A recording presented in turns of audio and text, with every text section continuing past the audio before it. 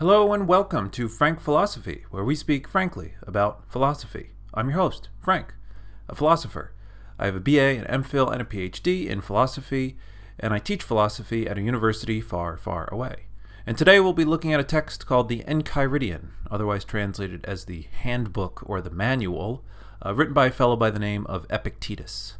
Now, Epictetus was a Stoic philosopher, meaning that he belonged to the Stoic school of thought, which flourished during the Hellenistic period in the Mediterranean.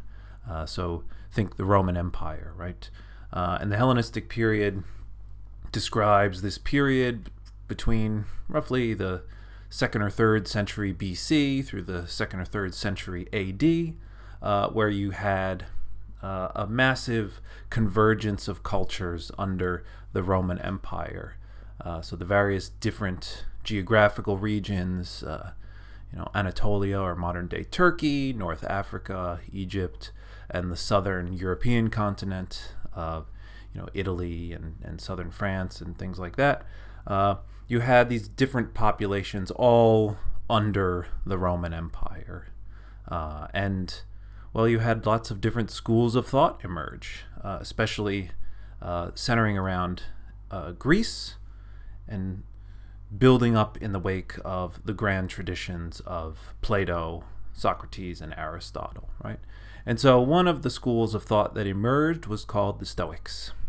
Now, the Stoics you may have heard of in modern contexts because nowadays it's sort of seeped into public consciousness in the form of, self-help books and things like that, right? There's lots of YouTube videos about the great wisdom of the Stoic philosophers, specifically Marcus Aurelius, you may have heard of, the Roman Empire or the Roman emperor, who wrote down many, many thoughts in a book called the Meditations, which are, either Stoic themselves or at least highly influenced by the Stoic school of thought.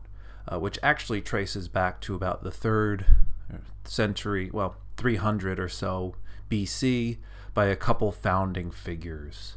One guy named Zeno, one guy named Chrysippus.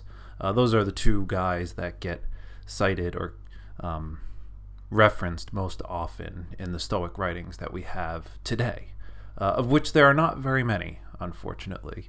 It's kind of crazy just how popular and important Stoicism was and just how little of the writings survive. It's a real tragedy.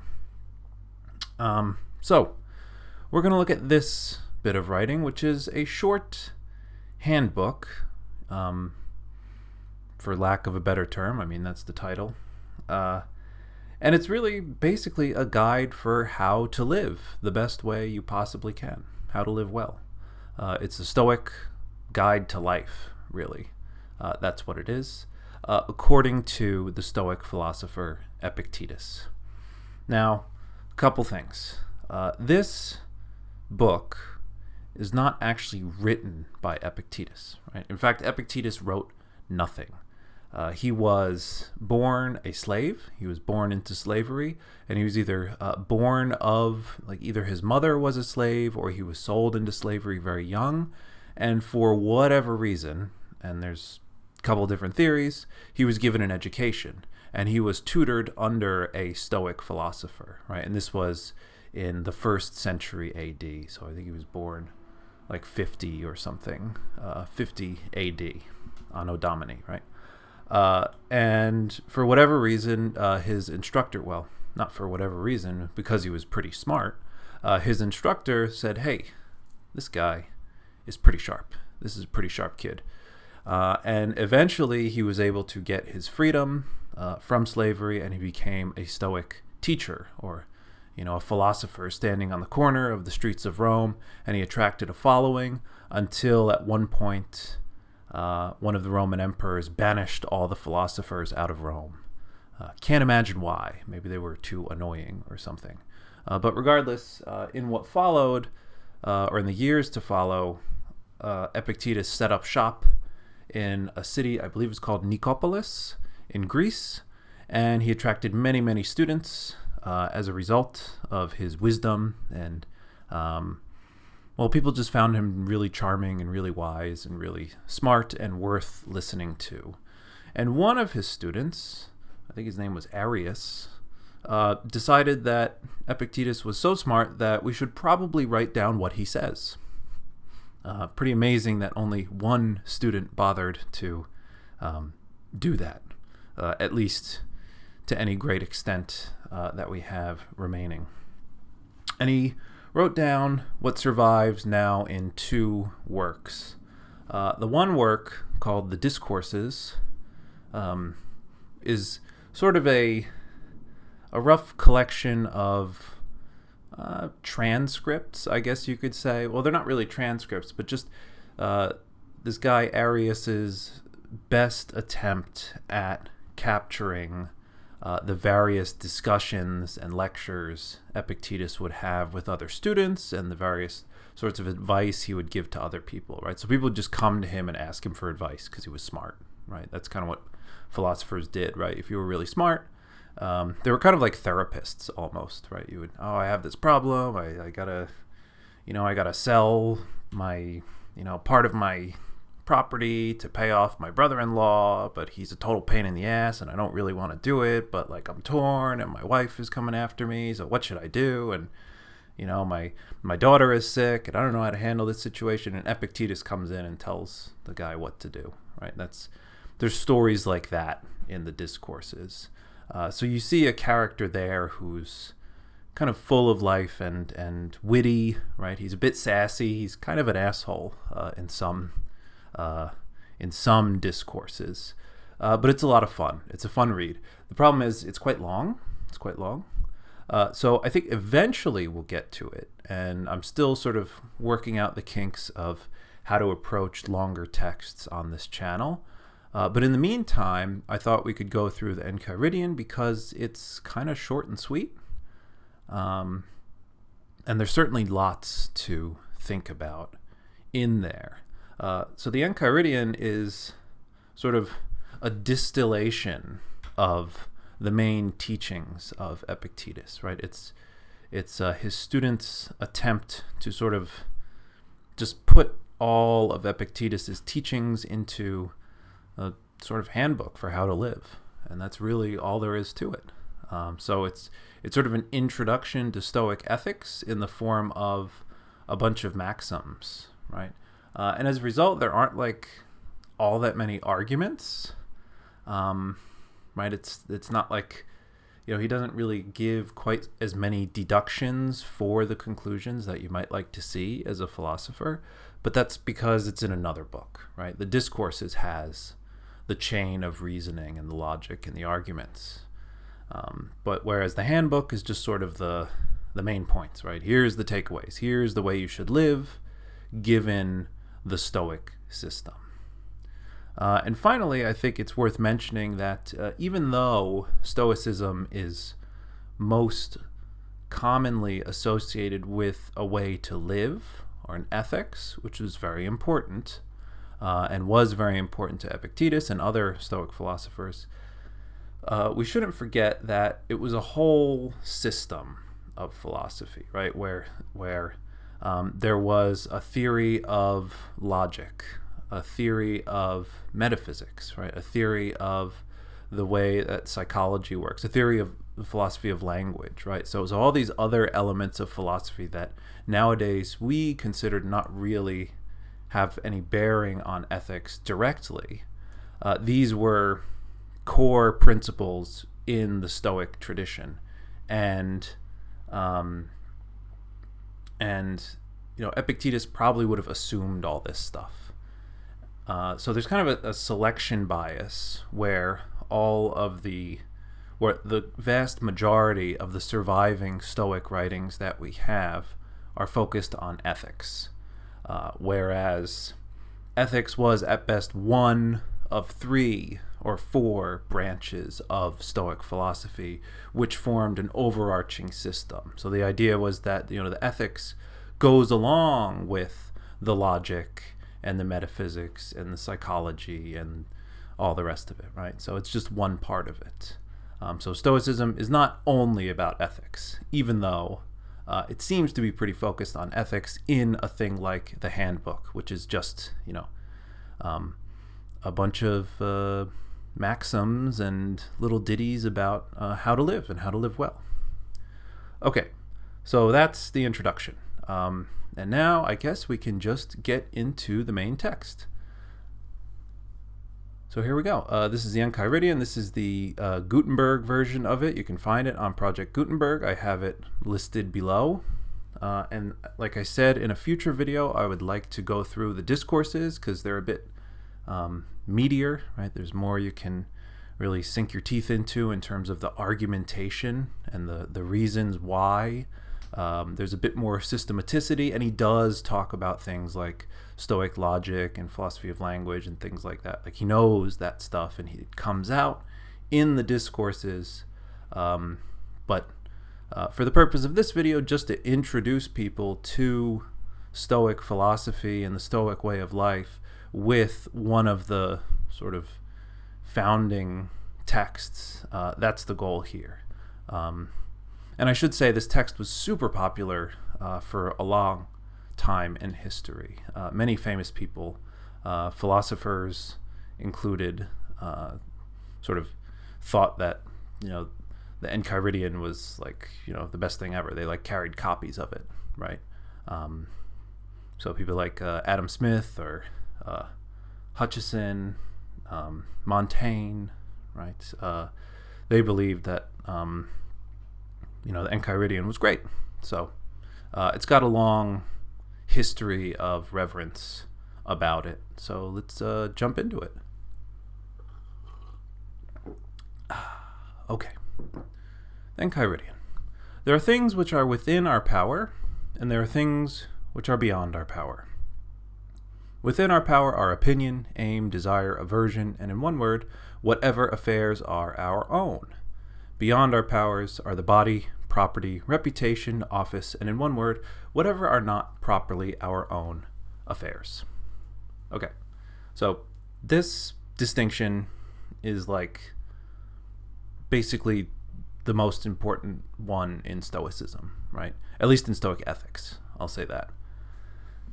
The idea that there's some stuff we can control and there's some stuff that we can't, right? And in fact, all of our life is divided into these two things, meaning everything you ever interact with, everything you ever do, everything that comes into contact with you or that constitutes you throughout your life is either something you can control or something you can't. That exhausts all the possibilities for everything. There are things you can control, and there are things that you can't. And some things, it's pretty clear which side of the coin they're on, right? So for example, our opinions are our own, our desires are our own, and some other things, right? And there's a list, and there's Stoic psychology going on in the background, which, again, we find it in the discourses, that sort of motivate this idea that there are features of our psychology, chiefly the features of our psychology and our mental life and our actions. Those things are up to us, and everything else is not. Everything else is not.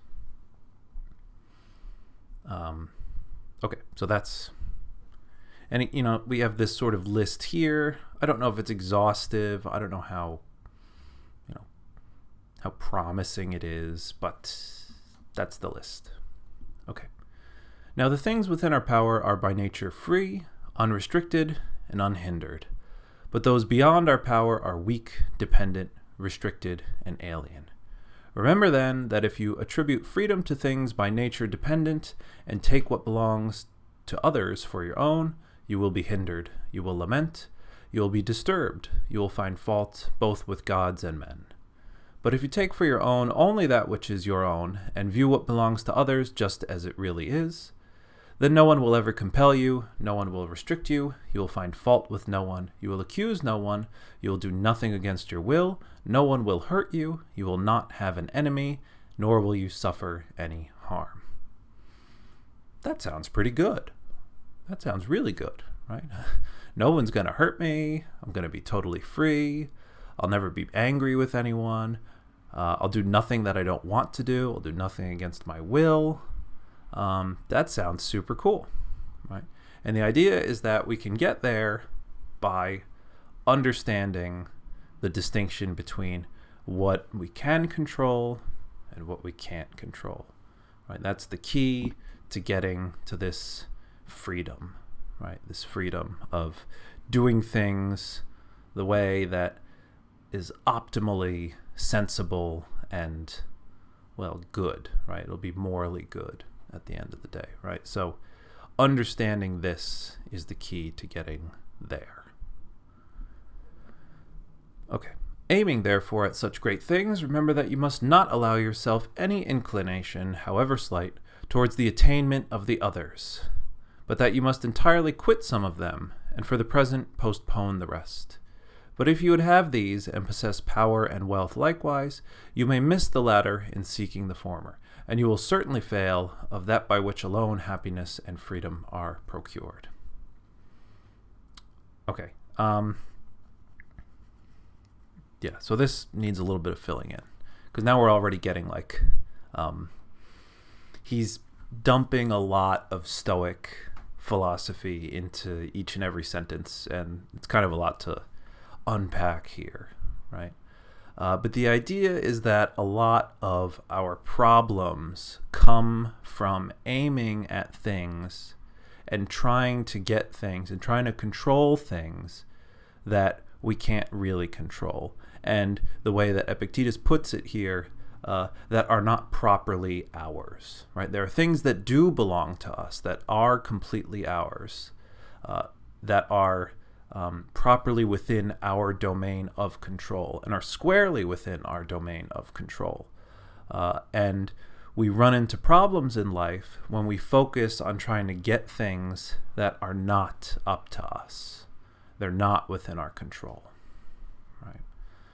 And he mentions here, right, if you would like to have those things which are in your control, and also possess things like power and wealth, which are not in our control, you might end up not being wealthy and powerful, but you'll have a proper understanding of what is in your control, namely your own mental freedom, right? Your own psychological well-being, right? So that's the idea here, that we have a lot of control over our mental life,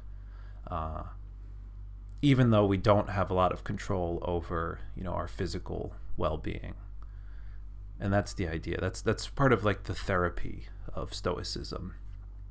Thinking about cultivating the right sort of attitude, given the fact that so much of our life is out of our control, and focusing instead on what we can control. Okay, seek at once, therefore, to be able to say to every unpleasing semblance, you are but a semblance, and by no means the real thing. And then examine it by those rules which you have, and first and chiefly by this, whether it concerns the things which are within our own power, or those which are not. And if it concerns anything beyond our power, be prepared to say that it is nothing to you. So that's like, one of the first maxims, right? If something upsets you, right? If something seems like it's bothering you, if something happens and you don't really like it, you say this weird maxim, right? You are but a semblance, and by no means the real thing. So there's this idea of appearance versus reality, right? This goes back to ancient Greek epistemology, all the way, back to Plato and even before that. The idea being that when things upset you, they do so because you accept them as being, well, something that can actually upset you, right? Well, I'm front-loading a bit. That comes later. There's a more explicit statement of what I just said a little later on in this text. So if that doesn't really make sense right now, don't worry about it. But the idea is, look, when we look at things clearly, we'll find out that most of the time we're upset because things don't go our way and we couldn't control them anyway. And we should realize that they're not within our control. And we should be prepared to say that those things that are not within our control don't mean anything to us. That's sort of the goal, or at least one way of putting one of the goals of Stoic ethics, right? Be prepared to just accept that, well, that doesn't really belong to me. It's not really mine. I shouldn't be so invested in it. I'll just let it go. Okay, this first one is a doozy. There's a lot in here. There's a lot sort of just squished into these very terse lines, but as we go along, you'll see the same themes repeat themselves, and it'll become a little bit clearer. Well, hopefully a lot clearer. Remember that desire demands the attainment of that of which you are desirous. Yeah? Yeah. I guess that makes sense. Desire demands the attainment of that of which you are desirous. Right? Yeah. So I want ice cream. That demands that I get the ice cream. Or that's me expressing a psychological demand for ice cream. That's what it means to desire something. Okay, so this is just like a definition. An aversion demands the avoidance of that to which you are averse. Sure. That he who fails of the objects of his desires is disappointed, and he who incurs the object of his aversion is wretched, right? So when we get things we want, when we don't get things that we desire, we're disappointed. And when we get things that we don't want, like a tax bill, right, then we are wretched, right? And maybe, again, like this is an old public domain translation, right? So if some of the English is a little funky, that's probably right. We don't really say wretched anymore, right? That's not really a common word, but right, it's just it's a definition, right? That if we get stuff that we don't want, we're unhappy, right? We don't like it. If then you shun only those undesirable things which you can control, you will never incur anything which you shun. But if you shun sickness or death or poverty, you will run the risk of wretchedness. Okay, we're going to come back to that one, but let's just keep reading. Remove the habit of aversion, then, from all things that are not within our power, and apply it to things undesirable which are within our power. But for the present, altogether restrain desire, for if you desire any of the things not within our power, you must necessarily be disappointed. And you are not yet secure of those which are within your power, and so are legitimate objects of desire. Where it is practically necessary for you to pursue or avoid anything, do even this with discretion and gentleness and moderation. Okay, a lot of stuff here. A lot of cool stuff here. Okay. So if you shun those undesirable things which you can control, you will never incur anything which you shun. So what does that mean? Again, it's about things you can control versus things you can't control. And the idea is to only direct your aversion towards things that you can actually avoid, right? Because that's the only chance you have of being successful at avoiding things you don't like, right? By avoiding the things you don't like that are within your control, right? Because there's some things that you don't like or that your dislike could be directed towards that are not within your control, like how many zeros are in your bank account, or whether or not you're sick, right? An illness, a death in the family, the weather, right? You can't control any of those things. And if you dedicate any energy to trying or preferring one outcome or another within those domains, which we cannot control at all, we're bound to be disappointed, right? And that's what he says, right? If you shun sickness or death or poverty, you will run the risk of wretchedness, right? But on the other hand, if there are undesirable things that we can control, then it's possible that we never do anything undesirable, right?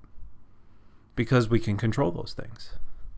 So when he's talking about things that are undesirable that we can control, he's basically talking about doing bad things, right? Doing bad actions, treating people wrongly, right? Being lazy, right? Or otherwise partaking in any sort of vice or viciousness or badness, right? Not being a good person.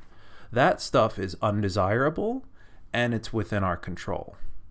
So it's possible, right, to really minimize, if not totally eliminate, that undesirable stuff from our lives. But it's impossible to eliminate things like sickness or death or poverty, right?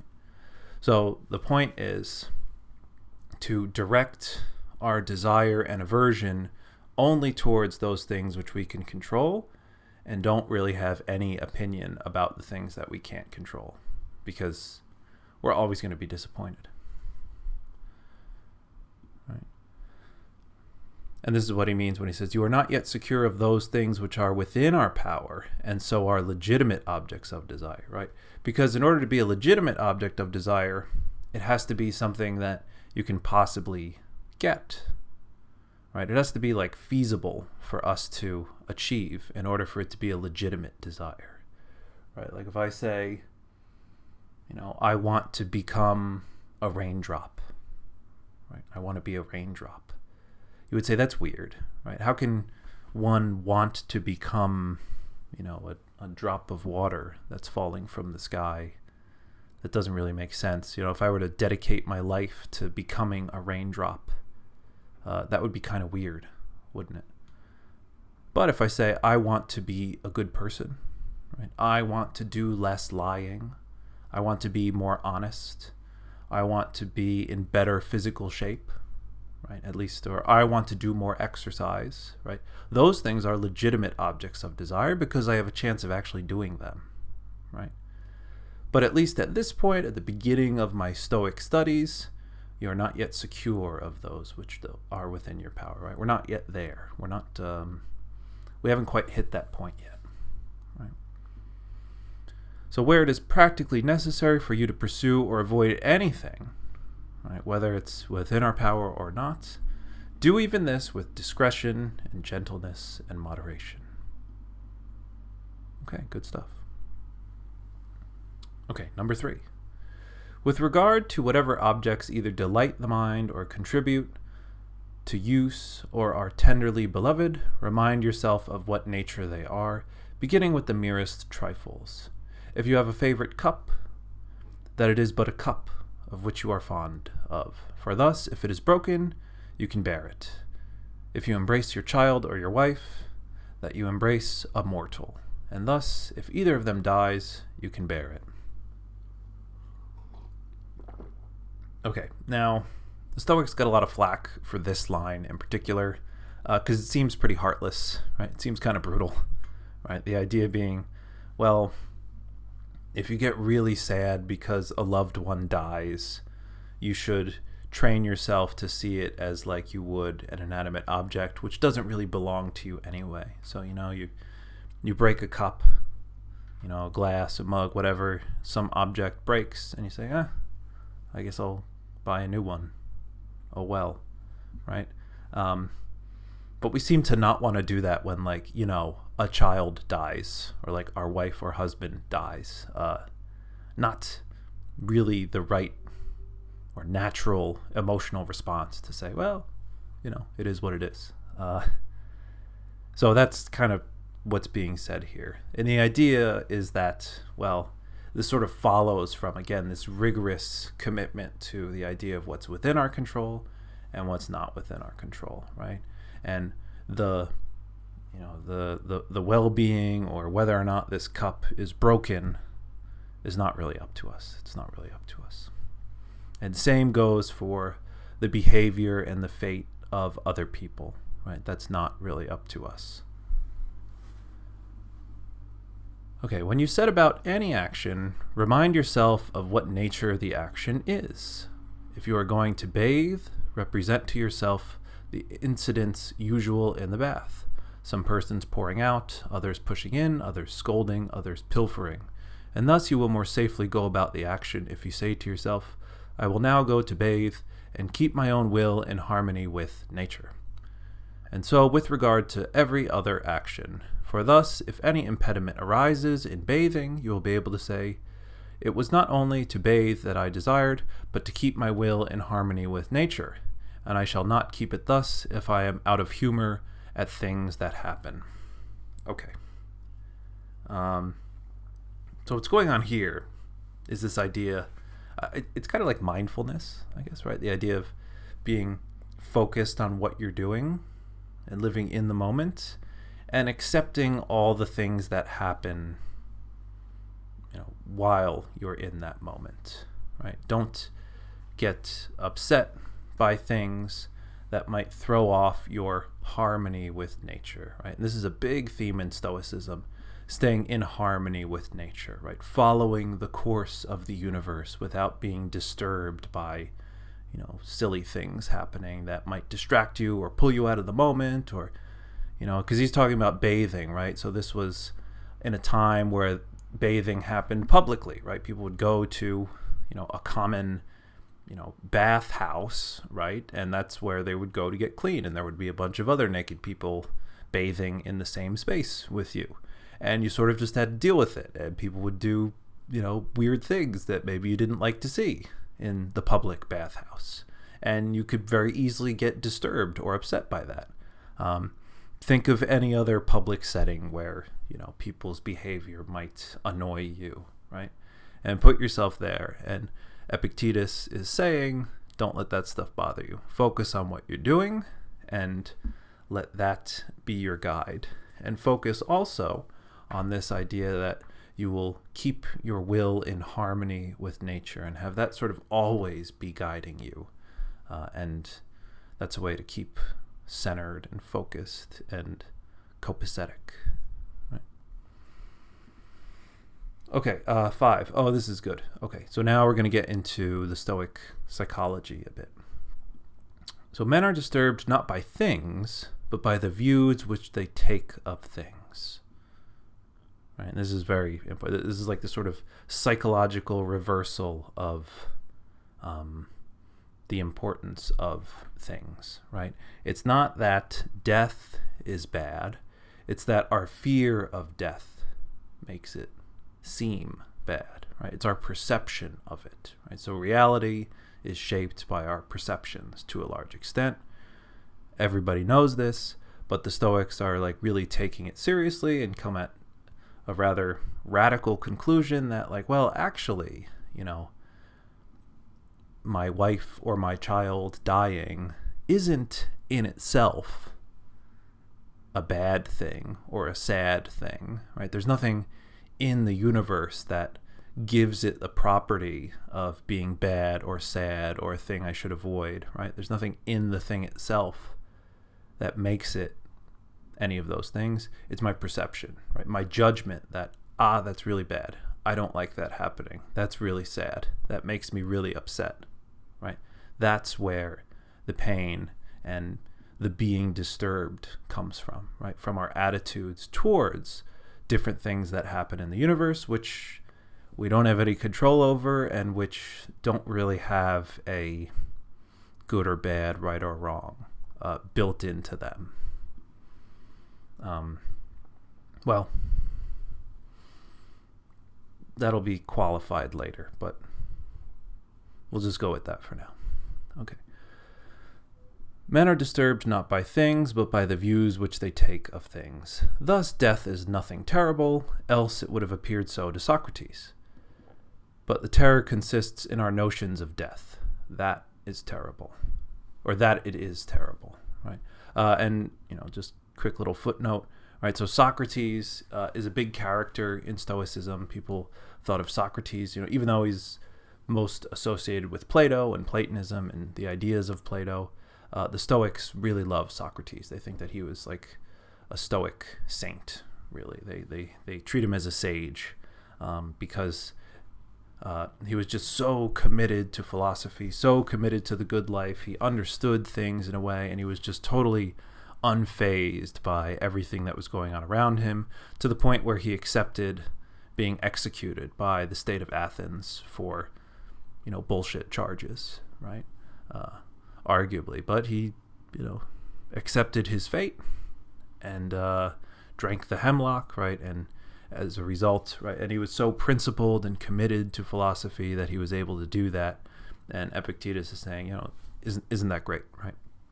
This is just an example of somebody who is extremely wise, who lived this principle, right?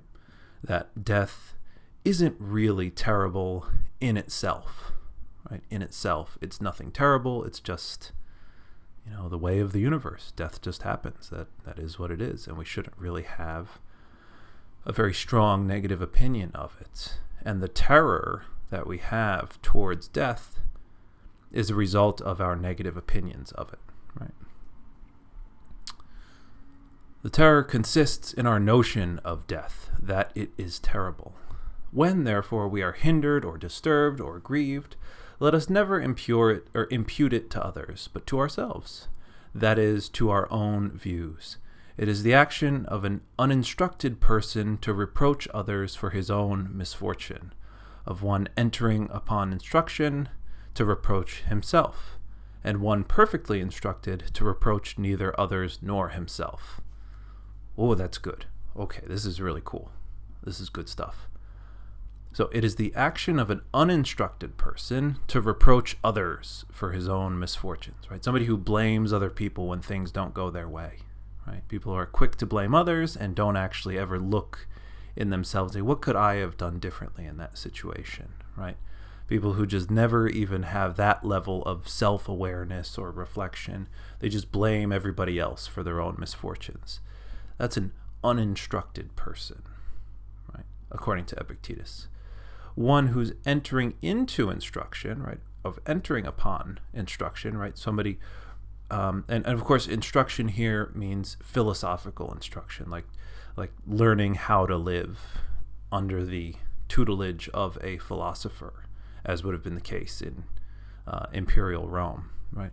So one who's just starting off is going to blame themselves a lot. They're going to say, I could have done things better, and they're going to be sort of obsessive about their own faults because they're realizing for the first time that, or they're becoming more aware of their own contribution or role in the badness or goodness of a situation, right? So they'll reproach themselves. But one who is perfectly instructed, right, one who has attained sagehood, doesn't reproach anyone, right? They sort of just accept things as they are. They say, well, I did my best, but I made a mistake. Whoops, move on, try again. Can't really control the past. I did what I thought was right, and so did you. Not mad about it. It just is what it is. Let's move on, right? That's the sort of attitude that we're trying to get to. Okay, 6. Be not elated at any excellence not your own. Okay. Let's think about that one. Or let's just keep reading, actually. If a horse should be elated and say, I am handsome, it might be endurable. I guess that means tolerable. But when you are elated and say, I have a handsome horse, know that you are elated only on the merit of the horse. What then is your own? The use of the phenomena of existence, so that when you are in harmony with nature in this respect, you will be elated with some reason, for you will be elated at some good of your own. Again, okay. I guess what's being said here, again, it goes back to focusing our energies on what is in our control and what is not in our control, right? So don't take pride in things that are not really your own doing, right? Or that are not really your own, or that are not really up to you, right? Like saying, I have a really fancy car, right? Oh, I'm so proud of my car, right? Well, why are you proud of your car? What did you do? I mean, I guess if you built your car, maybe cars and horses are a bit different for this analogy to work. But the idea, again, is that, only be proud of things that are actually up to you, right? Or that are actually, the result of your own doing, right? Something that is a good of your own, right? So like doing something good, doing a good deed. You can be proud of that a little bit, I guess, right? Okay. Yeah, so I don't know. Maybe we can... I don't know if I did a good job with that one, but I think it's a bit... I don't think all of these are equally, like, amazing, right? But we're going through them.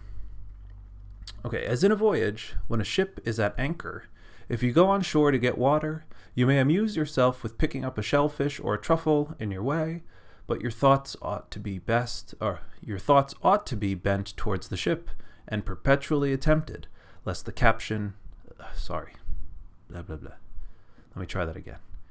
As in a voyage, when the ship is at anchor, if you go to shore to get water, you may amuse yourself with picking up a shellfish or a truffle in your way, but your thoughts ought to be bent towards the ship, and perpetually attentive, lest the captain should call, and then you must leave all these things, that you may not have to be carried on board the vessel, bound like a sheep.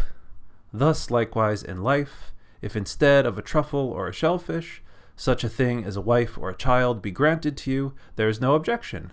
But if the captain calls, run to the ship, leave all these things, and never look behind.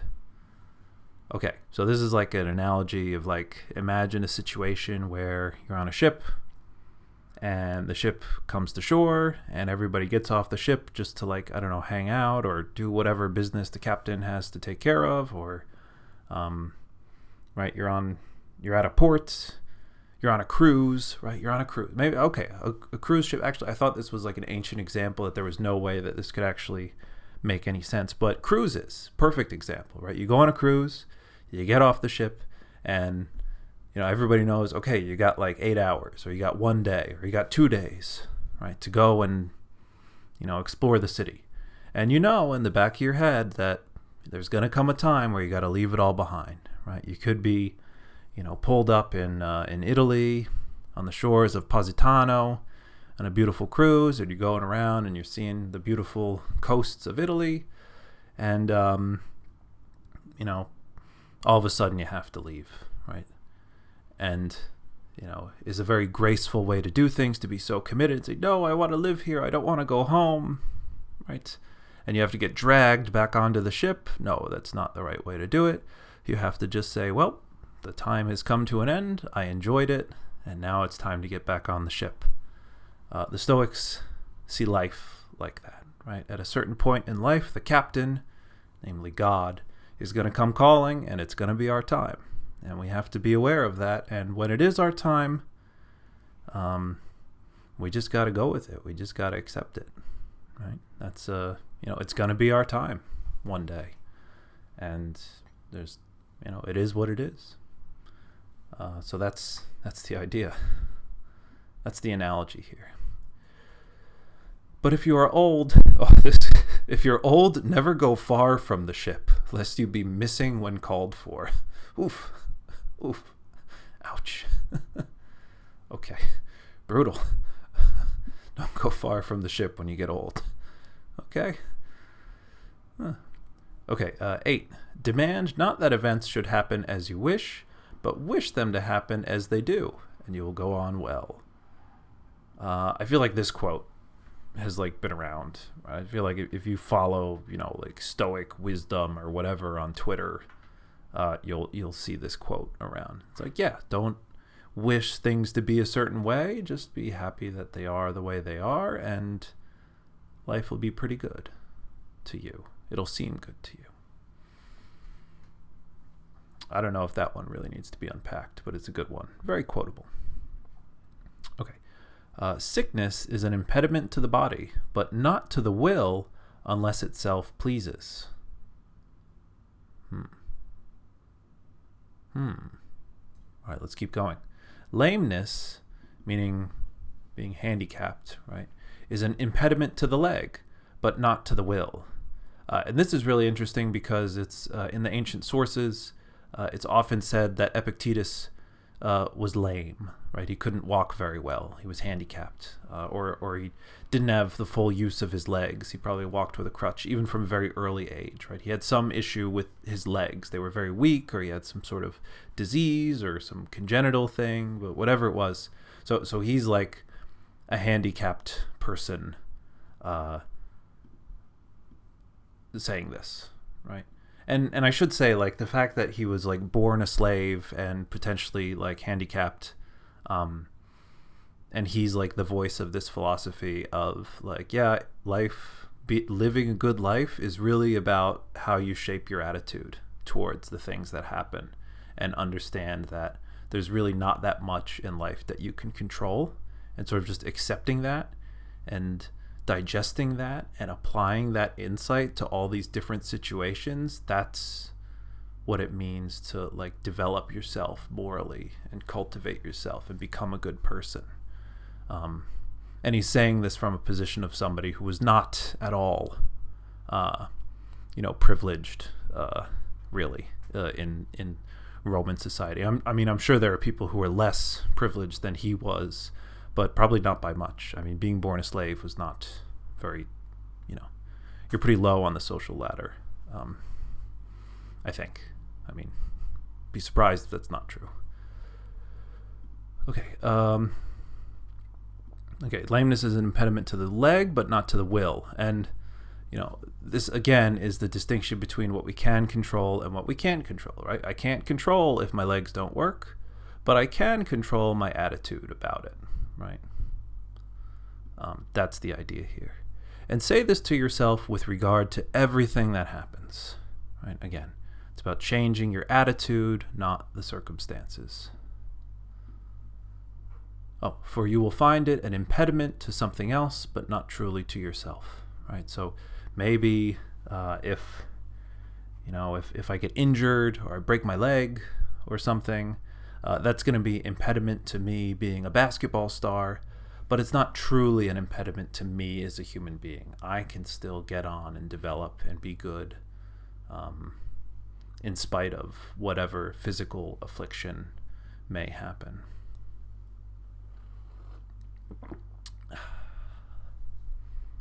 Upon every accident, remember to turn towards yourself and inquire what faculty you have for its use.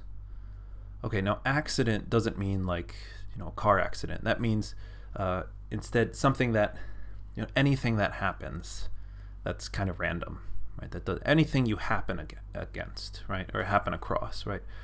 Accidental is contrasted with necessary, right? Something essential is contrasted with something that's accidental, right? An accidental property means something that's contingent or not necessary, right? It's an accident that, I don't know, this pen is brown, right? It could be blue, right? It could be black, could be green. It just so happens to be brown, right? So situations like that, right, or which happen all the time, right? Remember to turn towards yourself and inquire what faculty you have for its use, right? If you encounter somebody handsome, you will find continence, the faculty needed. If you encounter pain, then fortitude is needed. If you're reviled by something, then patience is needed. And when thus habituated, the phenomena of existence will not overwhelm you. Right, so the idea is that whatever, this guide to life, this Stoic guide to life is supposed to give you what it takes to deal with any situation that could happen, right? Whenever there's a situation that happens, there's going to be a good way to deal with it, right? Or at least a better way to deal with it than others. And Stoicism is going to give you what you need to identify within yourself what resources you should marshal to deal with whatever that situation is. Number 11. Never say of anything, I have lost it, but I have restored it. Has your child died? It is restored. Has your wife died? She is restored. Has your estate been taken away? That likewise is restored. But it was a bad man who took it. What is it to you by whose hand he who gave it has demanded it again? While he permits you to possess it, holding it as something not your own. While he permits you to possess it, hold it as something not your own, as do travelers at an inn. Okay, so again, this is like this pretty radical non-attachment to things that we interact with and that we form relationships with, right? So things that are often very near and dear to us, like our children or our spouses or our estate, right? Our property, that stuff comes and goes, right? It just does, right? Like, and even though we say, oh no, but it's like, it's natural and human, and of course, mourning the loss of a child is like an essential human experience, and it's really awful, and you'd have to be a monster not to mourn the death of a loved one, right? He's kind of right that it's just a fact, right, that this stuff happens, and especially back in ancient times. I mean, infant mortality rates are just like, I mean, it was we're living in an era where things like your child dying or your wife dying were probably more common than they are now, right? At least as a man or as a parent, right? And again, of course, apologies for the masculine language in these translations. Again, I'm using public domain translations, and they're going to use masculine pronouns like the whole way through. That's just what we're working with here. Okay. While he permits you to possess it, hold it as something not your own, as do travelers at an inn, right? Nobody who visits a hotel thinks that, oh, this is my room now, I'll do whatever I want to it, and it's mine now. And if they do that, then it's kind of a problem, right? Right, and then again, he who gave it to you has demanded it again, while he permits you to possess it. He, in this case, is probably going to be God. The Stoics were, well, they were very much, well, the role of God in their philosophy is kind of monotheistic, even though they're working within the Greco-Roman pantheon, right? So they talk about God in a sort of monotheistic sense, even though they were, Greeks, right? So, I mean, Epictetus was born in Turkey, modern Turkey, right? Phrygia, for example. So definitely part of the Hellenistic culture, but when they talk about God, it's often implied like one God that oversees all of the universe, that in a kind of monotheistic sense. So that's important to keep in mind. Okay, if you would improve, right? So if the goal is to get better, to become a better person, if you would improve, lay aside such reasonings as these. If I neglect my affairs, I shall not have a maintenance. If I do not punish my servant, he will be good for nothing. For it were better to die of hunger, exempt from grief and fear, than to live in affluence with perturbation. And it is better that your servants should be bad than you unhappy. Well, that's... Okay, it is better that your servant should be bad than you unhappy. I mean, there's some truth to that, right? Like, I mean, I'm not thinking of servants. I'm thinking of like children, right? Like I'm thinking of parents who are perpetually obsessed with the behavior of their children and who are constantly yelling at and correcting their children. That's got to be a miserable way to be, right? It's got to just be like, the cortisol and the hormones and the stress levels, like that's just got to be a pretty rough way to live, and pretty rough on the body, I would imagine, right? And you could justify it, and parents often do, is say, no, it's for their own good. Like I have to correct the child. I have to, let them know that what they're doing is wrong and they need to be corrected. They need to improve. Otherwise they won't. If I don't teach them, nobody will, right? That kind of justification. But Epictetus is saying, hey, tone that down, because you're only hurting yourself by trying to control a child, which falls under things that you can't control, right? You can control your actions, you can't control the actions of others. Begin, therefore, with the little things. Is a little oil spilled or a little wine stolen? Right, I guess the slaves would steal wine back in those days. Say to yourself, this is the price paid for peace and tranquility, and nothing is to be had for nothing. That's awesome. Right, so the price of a clean conscience, of not being miserable and upset all the time, is to sort of accept that sometimes people are going to do mean things to you. Right? Sometimes people are going to treat you poorly. And you say, well, I guess that's just the price of me not caring. So that's fun, right? And when you call your servant, consider that it is possible that he may not come at your call, or if he does, that he may not do as you wish. But it is not at all desirable for him, and very undesirable for you, that it should be in his power to cause you any disturbance. Right? So don't let it bother you if people don't treat you exactly the way that you want to be treated. Right? People are going to do what they're going to do. People are going to look out for themselves. They're going to bump into each other. They're going to hurt you. They're going to do things you don't like. Don't let it bother you. That's what he's saying. Okay, 13. If you would improve, be content to be thought foolish and dull with regard to externals. Ooh, that's nice. That's nice. If you would improve, be content to be thought foolish and dull with regard to externals, right? So people might think that, shouldn't you be upset about this, right? Your servant really isn't behaving up to par. And you say, well, I don't really care. And people will say, that's foolish and maybe a bit dull, right? Maybe you're not. Are you sure you're not?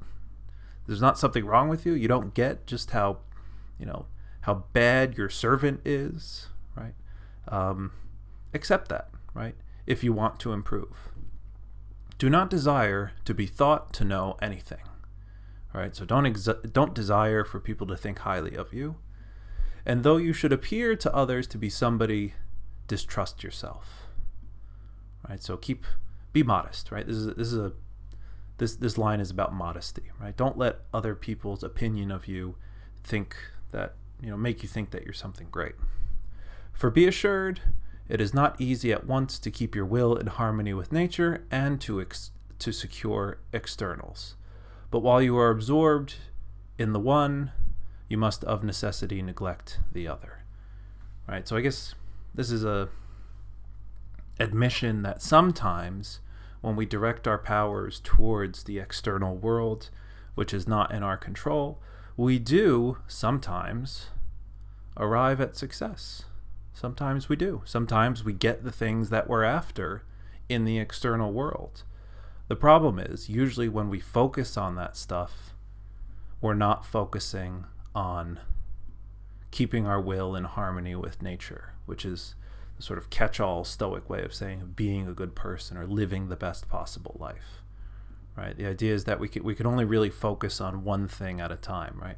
Am I focused on being the best person I can be right now, or am I focused on trying to achieve some goal in the external world, right? Usually those two things can't be done at the same time, and even if they can, not at the same level and not together for very long. We're going to have to give one up for the other, right? And of course, the Stoics say give up the external stuff because that's not where real happiness comes from. Okay, 14. If you wish your children and your wife and your friends to live forever, you're foolish, for you wish things to be in your power which are not so, and what belongs to others to be your own. So likewise, if you wish your servant to be without fault, you are foolish, for you wish vice not to be vice, but something else. If you wish not to be disappointed in your desires, that is in your power. Exercise, therefore, what is in your power. A man's master is he who is able to confer or remove whatever that man seeks or shuns. Whoever then would be free, let him wish nothing, let him decline nothing, which depends on others. Else he must necessarily be a slave. Okay, so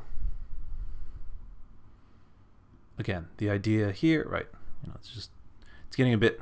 You're sensing a theme here, right? That it's all about understanding things that are in your control and things that are not in your control. And the things that you should be desiring are the things that you can actually do something about, namely, right, trying to be a good person, or not desiring impossible things that are just going to disappoint you when you don't get them. And it's not up to you whether you get them, for example, right? Remember that you must behave as at a banquet.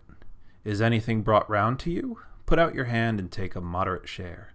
Did it pass by you? Do not stop it.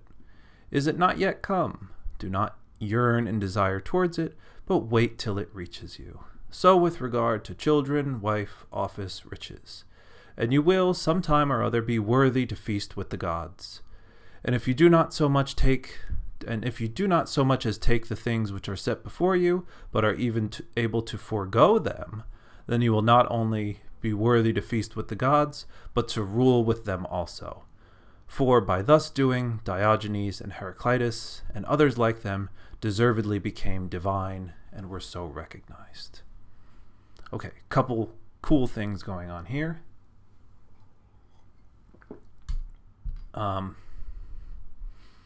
Right, so he's sort of giving an analogy for life and how you might behave at a banquet. And I'm trying to think of situations. I mean, nowadays, when you think of a banquet, a wedding banquet, for example, it's, everybody has their own individual plates, at least in, Western, North American style wedding banquets, I suppose.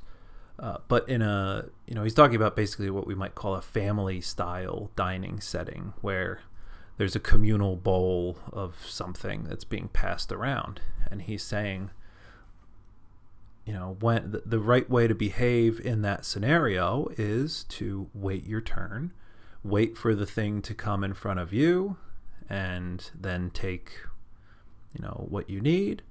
And if it passes you by and you miss your chance to take it, then just wait for it to come back. Don't go after it. Don't upset the situation. Don't stop it and keep it in front of you, right? Don't take an excessive amount, and live your life sort of like that. Just take the things as they come when they do, and don't try to force your will upon a situation, as if you were in, a family style dinner when we all have to share and there's kind of a rhythm for how things are distributed. Sort of accept that life is going to be like that. And eventually, right, at some time or other, you'll be worthy to feast with the gods, right? Meaning your time will come. That might be the idea here. But it would be much better if you don't really care, right? If you don't care one way or the other, and you can actually, forego the banquet altogether and you don't care about physical pleasures, that's even better. Then you're really, divine. And this speaks to a vein within Stoicism and a couple different Hellenistic philosophies of asceticism, right? So I'm not sure exactly the relationship between Stoicism and asceticism. I'm pretty sure it's not quite so extreme. Like I think some of the Neoplatonists, right, the later followers of Platonic philosophy and Plato, those guys, some of them were very much ascetics, right? They were like, go live by yourself in the mountains and, eat as little as possible and just focus on like meditating and thinking about philosophy all day long. And that's the best way to live. The Stoics were a bit more functional, right? Like again, Marcus Aurelius was like an emperor, right? And, Epictetus was probably a bit more minimalistic in his lifestyle, especially given his upbringing. And he, there's this vein, especially here, right? With people like Diogenes, who was the guy who lived in a basin, right? And was like just look up Diogenes, the Cynic, famous character in Greek philosophy. He's in this picture that I have underneath me, the scene from Raphael, The School of Athens. Pretty sure it's Raphael. I think it's Raphael. It should be Raphael. Yeah. I took this photo, by the way, so it's mine. Okay, when you see anyone, 16. When you see anyone weeping for grief, either that his son has gone abroad or that he has suffered in his affairs, take care not to be overcome by the apparent evil, but discriminate and be ready to say, what hurts this man is not this occurrence itself, for another man might not be hurt by it, but the view he chooses to take of it. As far as conversation goes, however, do not disdain to accommodate yourself to him, and if need be, to groan with him. Take heed, however, not to groan inwardly too. Okay, so this is like a little more human here, okay? So it says you see somebody who's upset, that, they've lost a loved one, right?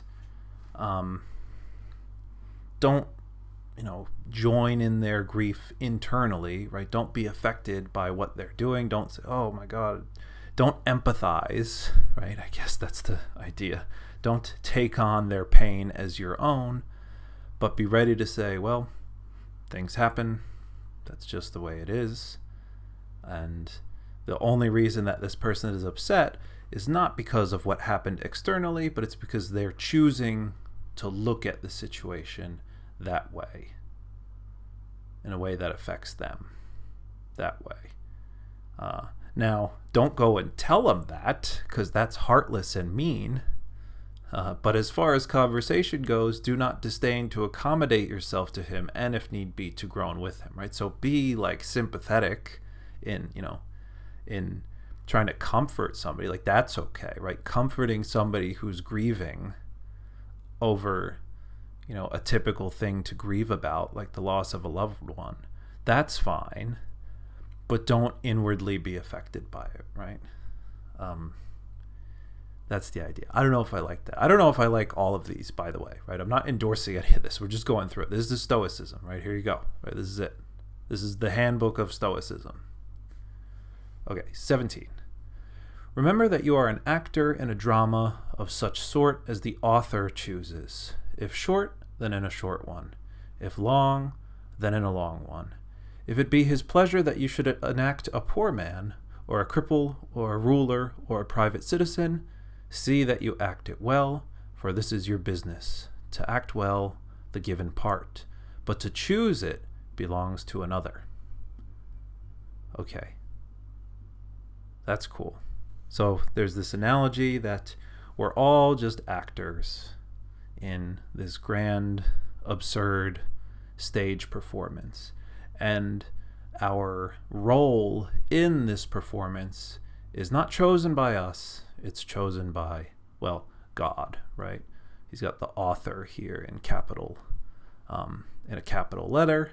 I don't know what the Greek word would be there, but it's implied that, right, somebody decides the role that we play in life to a large extent, right? Now, this doesn't mean, again, right, it's on the one hand, Stoicism is the assertion of one's freedom within the space of things that we can control.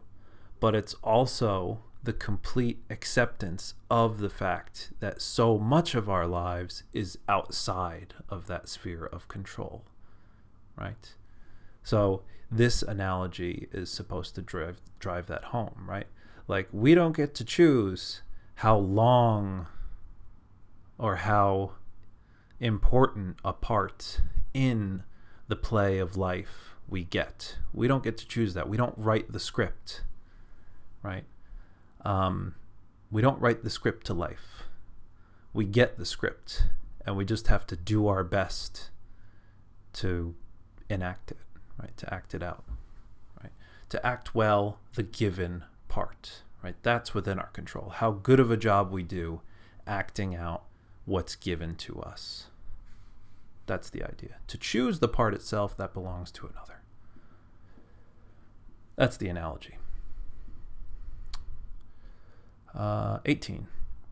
When a raven happens to croak unluckily, Be not overcome by appearances, but discriminate and say, nothing is portended to me, either to my paltry body or property or reputation or children or wife, but to me all portents are lucky if I will. For whatsoever happens, it belongs to me to derive advantage therefrom. Okay, so there's this like allusion to superstition, right? Where, ravens were often the bearers of fate, right? They would announce, right? And this was Hellenistic society, right? The oracles at Delphi and other places, right? Or at least the remnants of, later imperial period wasn't quite as superstitious, I would imagine. But the idea is, it's up to how you look at things, right? It's up to me to derive advantage or a positive outlook or other forms of positivity from whatever happens to me.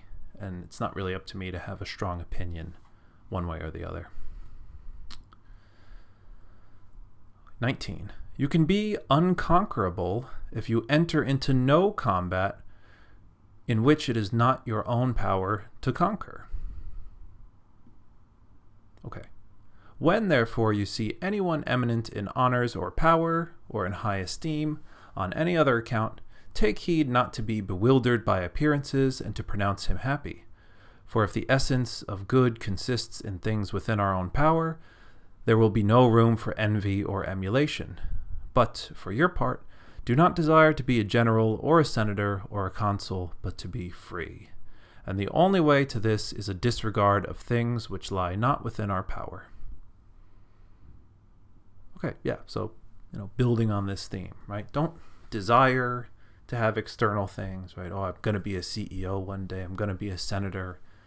The only thing that you should really focus on is becoming free, right? Becoming free from attachments to outcomes that we don't really have any control over, right? That doesn't lie within our power. If we're worried about things happening when we can't control the outcomes, then we're just guaranteed to be disappointed. Okay.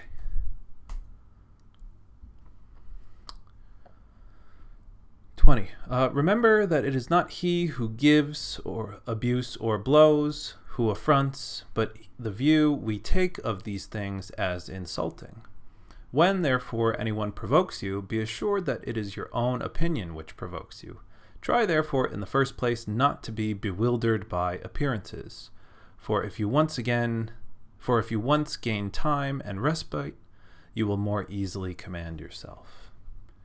Right? So, basically, don't be impulsive, and don't deny your own role in when you find yourself upset at something, right? If you're upset by someone else's behavior, recognize that the disturbance in the situation lies within you, right? It's your own judgment of the situation that is responsible for your discomfort. And you can, if you're not sure about this, do a test, right? Just relax, separate from the situation, have a little relaxation, and then reapproach the situation, and you'll realize that, I was just really stressed out. That's why that bothered me, right? That's the idea. Let death and exile and all other things which appear terrible be daily before your eyes, but death chiefly, and you will never entertain an abject thought, nor too eagerly covet anything. Okay, so this is like, live your life always knowing that today could be your last day, right? Be constantly aware of your own mortality. And that's going to make you go through life with a lot more humility and ease and comfort. So goes the logic, right? Because you're going to realize that life is so impermanent and precious as a result.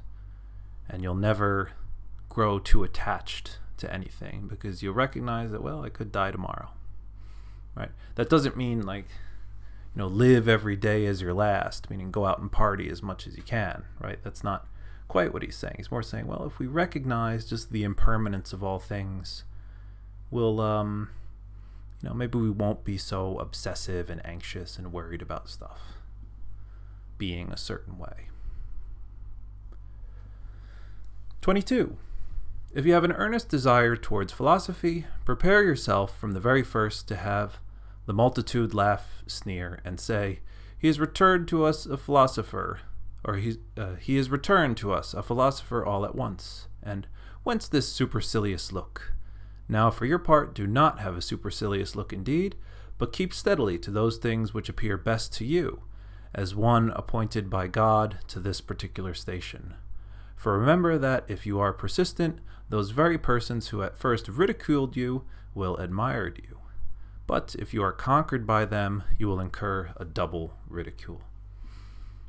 So this is more of a socio-political statement, right? Because the idea of a philosopher being a profession back in the day, right? Back in ancient Rome, or imperial Rome in the Hellenistic period. There were philosophers, there were schools of thought, people who just sort of lived their lives in academies and would do teaching. I mean, it's kind of like how philosophers are today, I guess, right? And it's still considered wildly impractical to be a philosopher. This is nothing new, right? People have hated philosophers since philosophy first began. There was never a period at which like people thought that being a philosopher was this super useful and interesting and cool and productive way to spend your life. Nobody ever thought that, right? Like it was always, looked down upon. Why are you worried about that? You're just playing with words. None of what you're saying makes sense. None of what you're saying is really important. There's no practical benefit to studying philosophy. Why are you doing that? You're just wasting your time and everybody else's. Why bother, right? You hear these sorts of things, and they were the same in the ancient world. And here Epictetus is saying, well, look, if you really want to study philosophy, be ready for people to make fun of you, right? And this was, again, like 2,000 years ago. You can see how little we have improved, right? But stick to your guns, you're doing the right thing, doing philosophy is noble, you've got God on your side, right? So here's God. Here's this monotheistic conception of God. That's the director of the grand performance or play of life. 23. If you ever happen to turn your attention to externals for the pleasure of anyone, be assured that you have ruined your scheme of life. Be content then in everything with being a philosopher. And if you wish to seem so likewise to anyone, appear so to yourself, and it will suffice you. So I guess the idea here is don't do things to try and impress other people, because it'll always fail. If you try to live in a way that's, living up to other people's expectations or trying to please others, it's going to be a disaster. In fact, or instead, conduct yourself in a way that's good enough for yourself, right? Trust your own instincts, especially if you spend some time learning philosophy and learning what matters in life and the higher realms of thought and existence. Trust that stuff, right? Trust it. People are gonna cause you to doubt that stuff. They're gonna say, "Oh, it's a waste of time" or whatever. But trust it. Go with it. Stick with it. And you might have a shot, right? Let not considerations such as these distress you. I shall live in discredit and be nobody anywhere. For if discredit be an evil, you can no more be involved in evil through another than in baseness. Is it any business of yours, then, to get power or to be admitted to an entertainment? By no means. How then, after all, is this discredit? And how is it true that you will be nobody anywhere when you ought to be somebody in those things only which are within your own power, in which you may be of the greatest consequence? Right? So again, there's this idea of don't do things for others, right? Don't do things and don't be worried if nobody pays attention to you, right? Don't worry about your reputation, basically. Don't worry about your reputation. And I guess this was like a big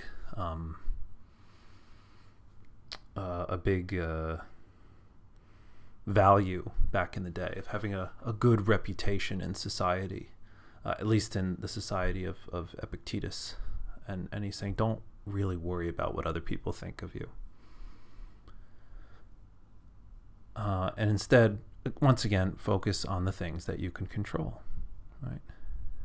But my friends will be unassisted, right? If I don't, and I guess this is like a motivation for trying to live a life that's consequential to others. Well, I'll be able to help people if I am, great and powerful and have a good reputation and I have lots of things, then I can help others, right? And you might worry that, well, if the Stoics say, well, don't worry about having enough to help others, then somebody would say, but my friends will be unassisted, right? I won't be able to help my friends.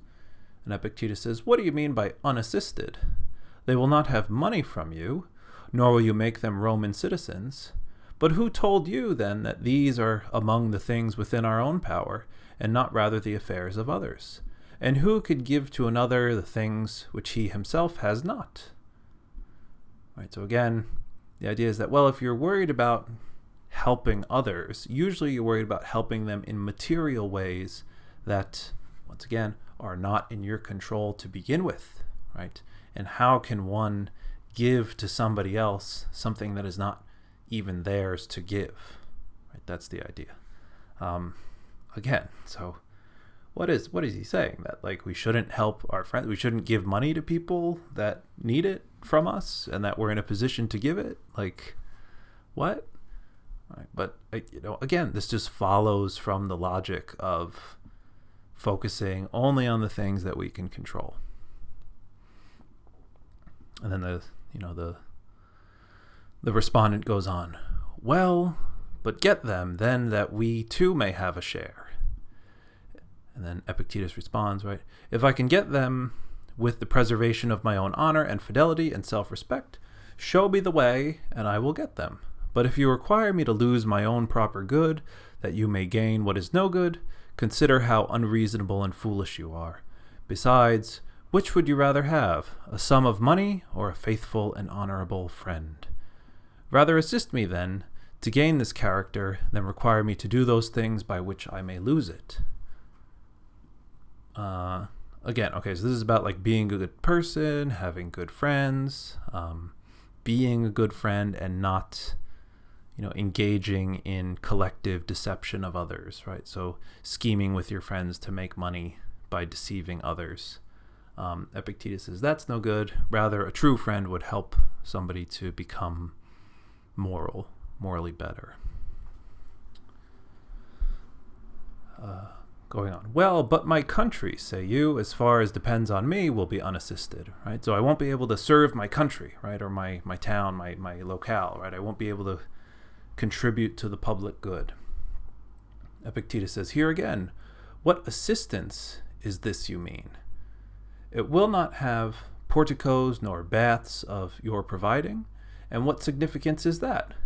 Why, neither does a smith provide it with shoes, nor a shoemaker with arms. It is enough if everyone fully performs his own proper business. And were you to supply it with another faithful and honorable citizen, would not he be of use to it? Yes. Therefore, neither are you yourself useless to it. Okay, this is a bit obtuse. I guess the idea, again, is like don't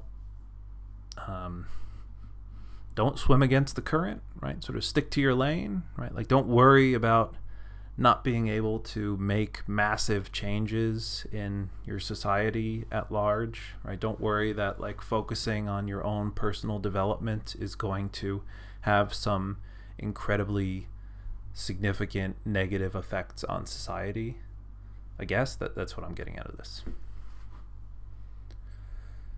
Okay, what place then, say you, shall I hold in the state, right? What sort of job should I have if I'm being a Stoic?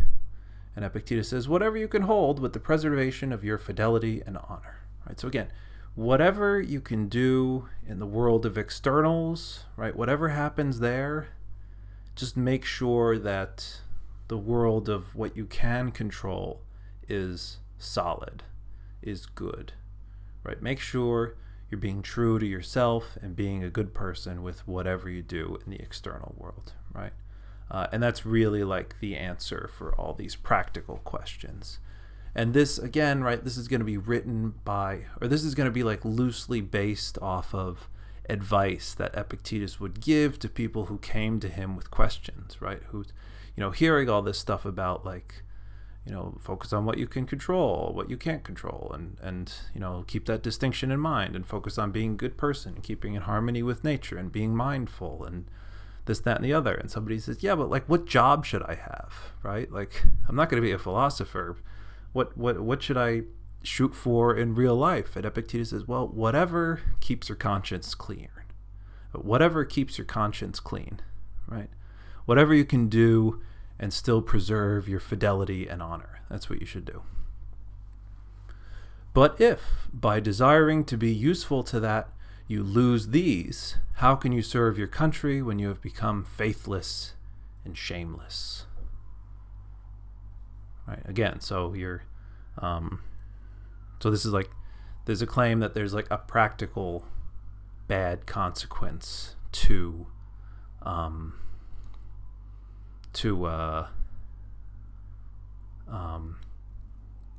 losing your integrity, right? How if you become faithless and shameless or become a bad person, then you're not going to be any good to your country or to the people around you anyway. Okay. 25. Is anyone preferred before you at an entertainment, or in courtesies, or in confidential intercourse? Just meaning not like, sexual, but like just engagements with others, like talking to other people or some conversation in the public sphere. You're at a party, there's people talking, right? You're in a public setting, you're in a professional setting, right? There's interactions between people. And like, what if you're not the most popular person in the room, right? What if people aren't respecting you as much as you'd like to be respected, right? If anyone's preferred before you at an entertainment or in courtesies, what happens there? Like, what happens if, people aren't treating me with the respect that I think that I deserve, Epictetus? What happens then? And this is his response, right? He says, well, if these things are good, you ought to rejoice that another person has them, right? So if somebody else is the most popular person in the room right now, and it's a good thing to be the most popular person in the room, then you should be happy for them, right? If they really are good. And if they're not good, then don't be grieved that you don't have them, right? Don't worry that you don't have them, right? If you say, well, I want to be the most important person in the room, even though I kind of know that it's bullshit and, it's not really all that important to be the most important person in the room, but I still want it anyway. I was like, well, now you're in a contradiction, right? Because you just said that stuff doesn't matter. And remember that you cannot be permitted to rival others in externals without using the same means to obtain them. For how can he who will not haunt the door of any man, will not attend him, will not praise him, have an equal share with him who does these things? You are unjust, then, and unreasonable if you are unwilling to pay the price for which these things are sold, and would have them for nothing. For how much are lectures sold? An obulus, for instance. If another, then paying an obulus, takes the lettuces... For how much are lettuces?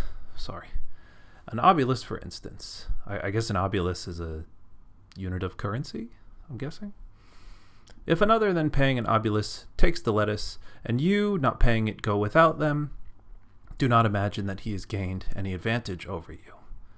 Right, so basically, like, if somebody buys something in front of you, and you don't, then you shouldn't be upset that they have the thing that you don't have, because they bought it, right? They paid something for it. And if you want that same thing, then you have to pay for it too. So he's using that as like an analogy for when we're jealous of other people. I guess that's the idea. Right? For as he has the lettuces, so you have the obulus which you did not give. Right? So you get to keep the thing that he didn't give up to get the lettuce. It's about lettuce. Interesting. So in the present case, you have not been invited to such a person's entertainment because you have not paid him the price for which a supper is sold. Right? So you didn't get invited to the party because you didn't, I don't know, kiss that person's ass enough or give him a big enough bribe or whatever. Right? I guess that's the sort of context he's talking about.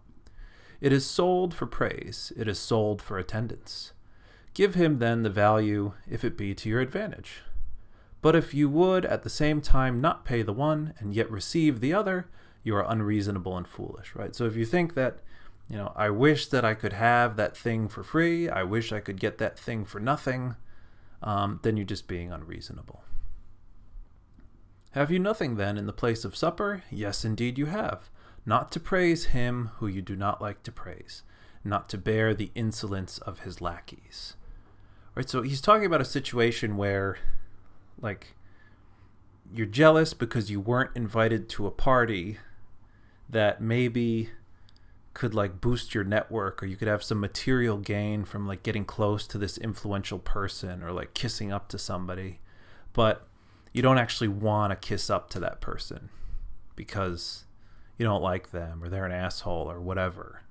Right? But you still wish that you were at the party because it could benefit you to be there. And Epictetus is like giving this, I mean, it's a pretty like specific situation, but I guess it's one that we could imagine like professionally where like, oh, the boss invited everybody but me out to dinner and I'm really, looking to get this promotion, but, old Bob, he came to the, he's invited to the dinner and he's such a kiss ass and, he's clearly just a self-serving jerk, and I can't believe that he tolerates what the boss does, and, but he got invited to the party, and I'm really pissed off about that, and, I should be there, right? You could imagine the kind of grumbling of not being treated in a way that you want to be treated by others, and not having a situation go the way you want. And Epictetus says, look, that comes for a price, right? That's a price. That person who's there at the dinner did some stuff that you're not willing to do. And that's the price, right? And unless you think that that stuff is good for you to be doing, don't complain about it. Don't complain. Okay, so that's kind of interesting. That's number 25. 26. The will of nature. Okay, now we're getting... This is a bit general now. Just the will of nature. That's, the will of the universe. To put it in modern terms. The will of nature may be learned from things upon which we are all agreed. Ah, that's nice. That's sensible. As when our neighbor's boy has broken a cup or the like, we are ready to say, these are casualties that will happen. Be assured, then, that when your own cup is likewise broken, you ought to be affected just as when another's cup is broken. Now apply this to greater things. Is the child or the wife of another dead? There is not one who would not say, this is an accident of mortality. Right? This just happens. But if anyone's own child happens to die, it is immediately, alas, how wretched am I? It should always be remembered how we are affected on hearing the same thing concerning others.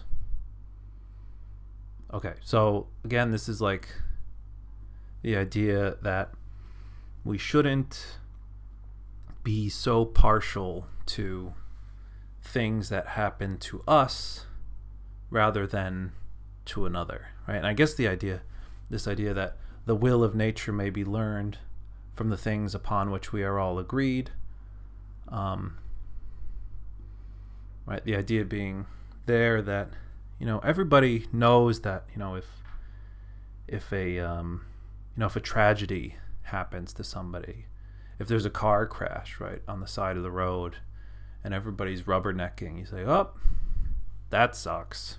Oh, I feel bad for them. That's not a good situation, right? Especially if there's any, if it looks serious enough, right? If it looks really bad, you say, oh, that sucks, right? But then you move on with your day. You do, right? You just sort of, got to move on. Shit happens. Yeah, sorry. But then if it happens to you, right, when you're the one in the car crash, the attitude is very different, right? The attitude is, oh, my world is ending. I hope my insurance covers this. How am I going to get to work tomorrow, right? All these, a much different set of thinking sets in. A much different kind of thinking sets in. And Epictetus here is saying, well, remember how you think about things when they happen to others and they don't really affect you, and you sort of accept that, this stuff just happens? You should maybe maintain that attitude even when it happens to you. So that's what number 36, what number 26 is telling us. So, yeah. Is it good advice? I guess so. I don't know. It's a little heartless, but I mean, it follows from the system, right? It follows from the system. 27. As a mark is not set up for the sake of missing the aim, so neither does the nature of evil exist in the world. What? Okay, we got a footnote here. What does that mean? Happiness, the effect of virtue, is the mark which God has set up for us to aim at. Our missing it is no work of his, nor so properly anything real as a mere negative and failure of our own. Okay, so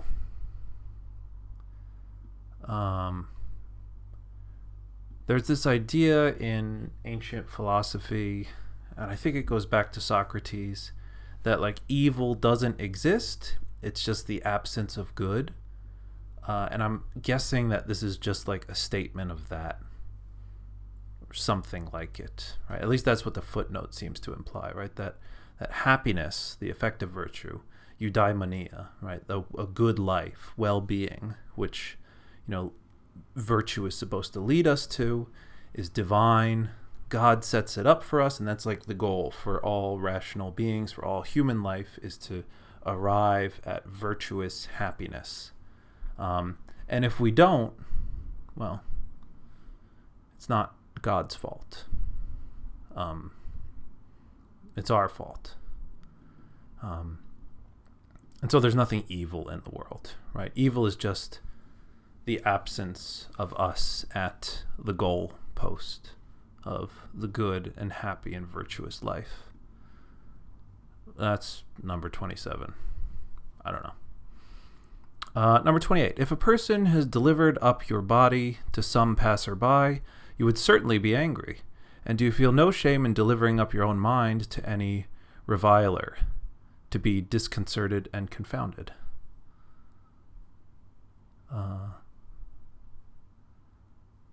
Okay, hold on. What?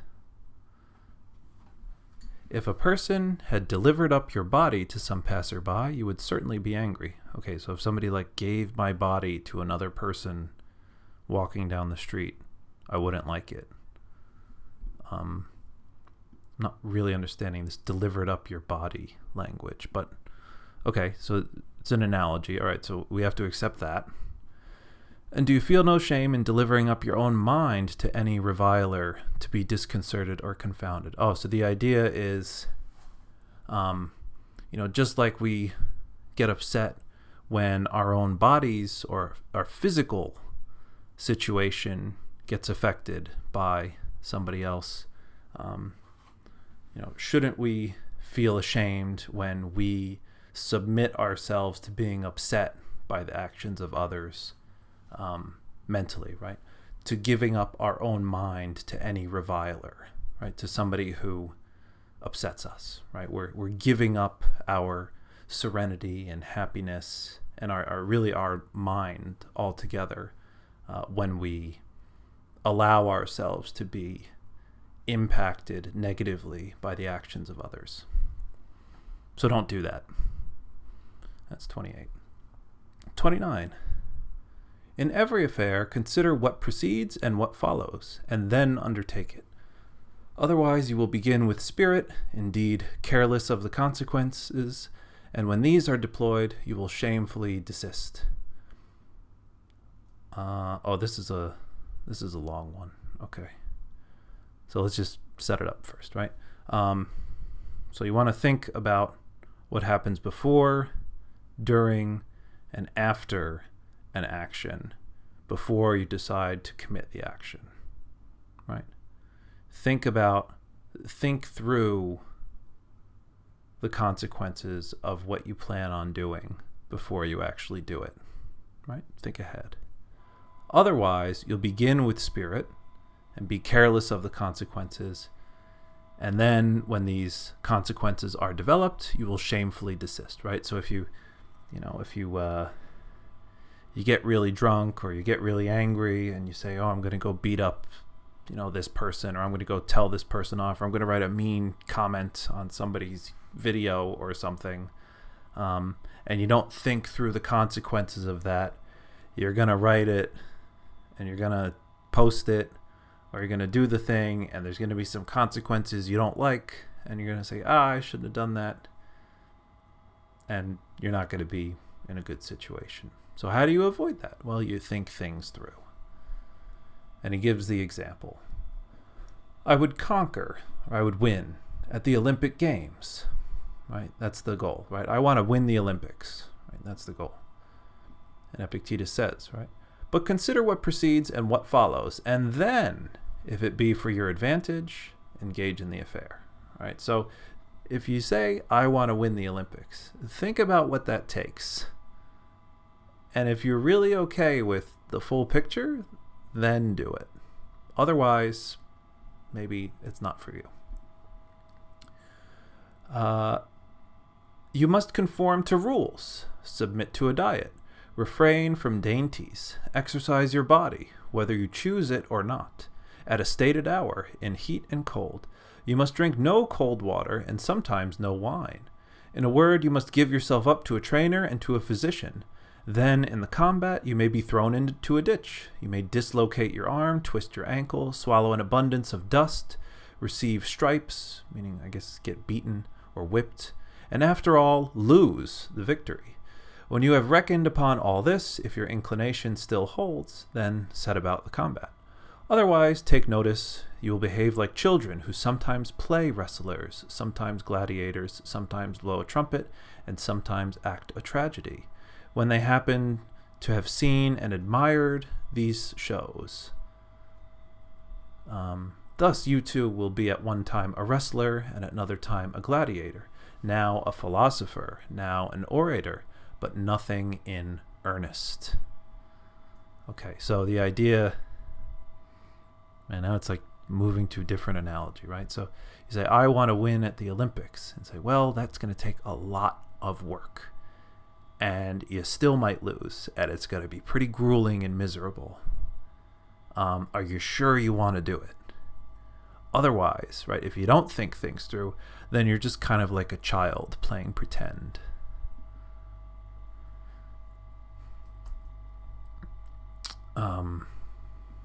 Thus, you too will at one time be a wrestler, at one time a gladiator, now a philosopher, now an orator, but nothing in earnest. Like an ape, you mimic all you see, and one thing after another is sure to please you, but it is out of favor as soon as it becomes familiar. Oh, that's deep. It is out of favor as soon as it becomes familiar, right? So when people get into new hobbies, but then they get a little stale, and they don't feel like doing it anymore, and they don't keep it up, and then they move on to the next thing, right? They get really into a new, widget, a new hobby, a new video game, a new whatever it may be. And then they put it down because it's boring now, right? And Epictetus is saying, well, if like everything you do in life is just like until you get bored of it because you didn't think through just how much dedication it takes to be like really good at something, then you're never really going to be good at anything. You're just going to like imitate some stuff that you see sometimes. And, that's not really productive, is it? For you have never entered upon anything considerately, nor after having surveyed and tested the whole matter, but carelessly and with a halfway zeal. Thus some, when they have seen a philosopher, and heard a man speaking like Euphrates, though indeed who can speak like him, have a mind to be philosophers too. Right, so the idea is people who, and I guess, he probably got a lot of this, right, as a teacher. People coming in and say, oh yeah, I really want to do philosophy. I love philosophy. This stuff is great. It's a lot of fun. And Epictetus says, like, you sure? It kind of sucks. Just saying, right? At least to most people. I think it's great. I think it's awesome. I'm committed to it. But, like, I've seen a lot of people come and go. And are you sure you're really committed to this? Or are you just sort of half-assing it because you saw some philosopher give a speech and you thought, oh, that's really cool? Or you took a class in college, right? And now you, think you're going to be a philosopher. You sure about that, kid? You say, oh, yeah, no, I'm totally committed. Okay, all right. Well, we'll see how long you last, right? That's the sort of attitude he's talking about here, specifically for being a philosopher. Consider first, man, what the matter is and what your own nature is able to bear, right? Are you sure you have what it takes? If you would be a wrestler, consider your shoulders, your back, your thighs. For different persons are made for different things. Do you think that you can act as you do and be a philosopher? That you can eat, drink, be angry, be discontented as you are now? You must watch, you must labor, you must get the better of certain appetites, you must quit your acquaintances, be despised by your servant, be laughed at by those you meet. You must come off worse than others in everything, in offices and honors, before tribunals. When you have fully considered all these things, approach, if you please. That is, if by parting with them you have a mind to purchase serenity, freedom, and tranquility. Right? So again, it's about this exchange, this trade-off, right? Are you sure you're willing to give up all the things you really, that are materially good in your life, good, quote unquote? They're not really good, but they're pleasurable. They seem good. Things like riches and honors and success, right? Because you're probably going to give that up if you really want to be a philosopher, if you really want to focus on being a good person and learning about the truth in the world and achieving, virtue and goodness and enlightenment, then you're going to have to give all that stuff up. And some people just aren't cut out for it. But if you do give that stuff up, you're going to get instead serenity, freedom, and tranquility, right? And certain people are attracted to that stuff, right? Certain people think, yeah, I really want that. I really want that. And I'll give up material welfare to get that stuff. And Epictetus says that's the trade you have to make, right? Not to say like you're guaranteed to be destitute. That you're guaranteed to be poor and destitute if you pursue philosophy. That's not quite what he's saying. He's just saying that, in all likelihood, you're going to have less than you would if you just, became a politician, right? If you're not willing to make that trade, if not, do not come hither. Do not, like children, be now a philosopher, then a publican, then an orator, then one of Caesar's officers. These things are not consistent. You must be one man, either good or bad. You must cultivate either your own reason or else externals. Apply yourself either to things within or without you. That is, be either a philosopher or one of the mob. Philosopher or one of the mob. Yeah, the choice is yours. 30. Duties are universally measured by relations. Is a certain man your father? In this are implied taking care of him, submitting to him in all things, patiently receiving his reproaches, his correction. But he is a bad father. Is your natural tie, then, to a good father? No, but to a father. Is a brother unjust? Well, preserve your own just relation towards him. Consider not what he does, but what you are to do to keep your own will in a state conformable to nature. For another cannot hurt you unless you so please. You will then be hurt when you consent to be hurt. In this manner, therefore, if you accustom yourself to contemplate the relations of neighbor, citizen, commander, you can deduce from each the corresponding duties. Okay, again, the idea is that it's this actor in the grand stage play of life analogy here, right? Where sometimes we have to do things for people and we don't like it, right? Oh, my dad's being an asshole and I really don't want to listen to him, but Epictetus says, well, a father is a father, right? You owe your parents respect, and sometimes you just got to put up with it because they're your parents and you only have one set of parents, so tough, suck it up. And you weren't guaranteed a good set of parents or a good father or a good mother, just a father or a mother, and you just got to deal with it. Again, not entirely unobjectionable, right? There's things you could say, like, hey, that doesn't sound very modern to me, Epictetus. Well, it's not, but, again, follows from the system. 31.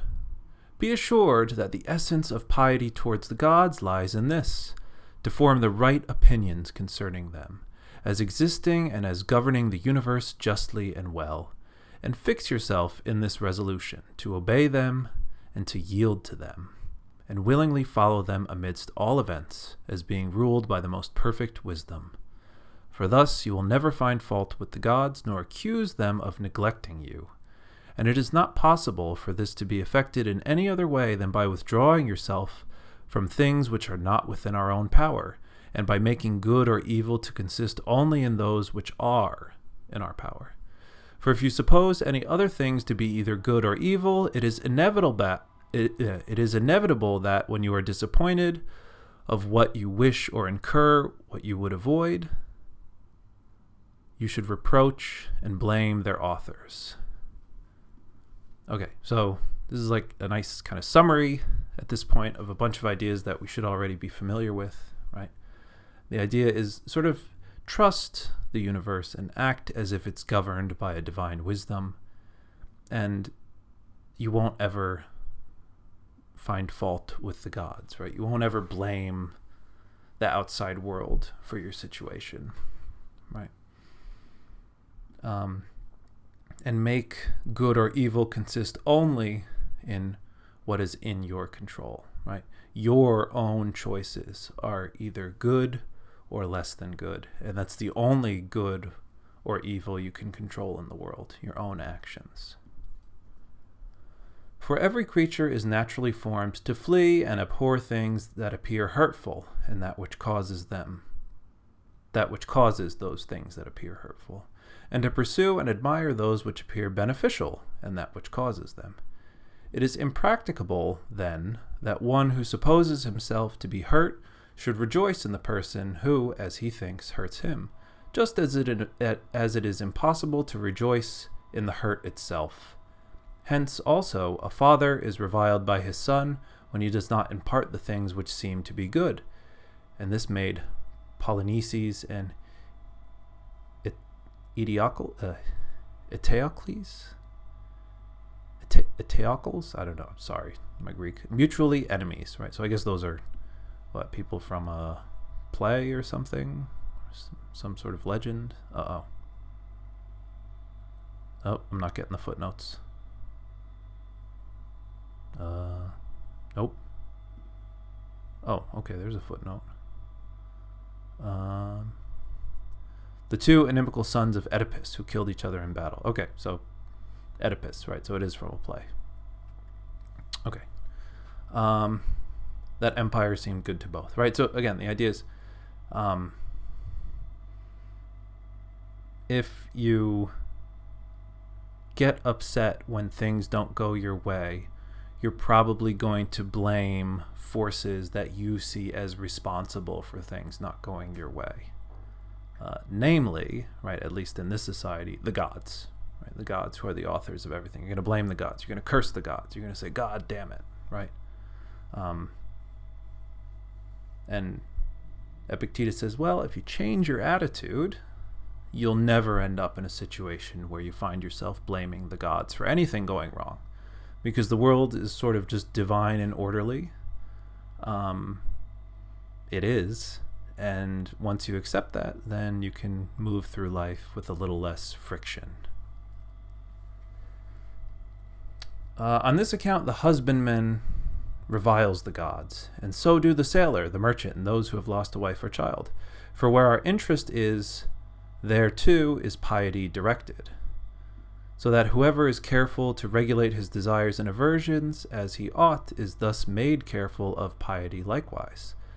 But it also becomes incumbent on everyone to offer libations and sacrifices and first fruits, according to the customs of his country, purely and not heedlessly, nor negligently, nor avariciously, nor yet extravagantly. So this is about like spiritual piety and cultivating a relationship with God in this one, right? And he says that, to have the right attitude towards the things you can control and the things you can't control is going to give you the right, or at least a good sort of spiritual relationship with the divine.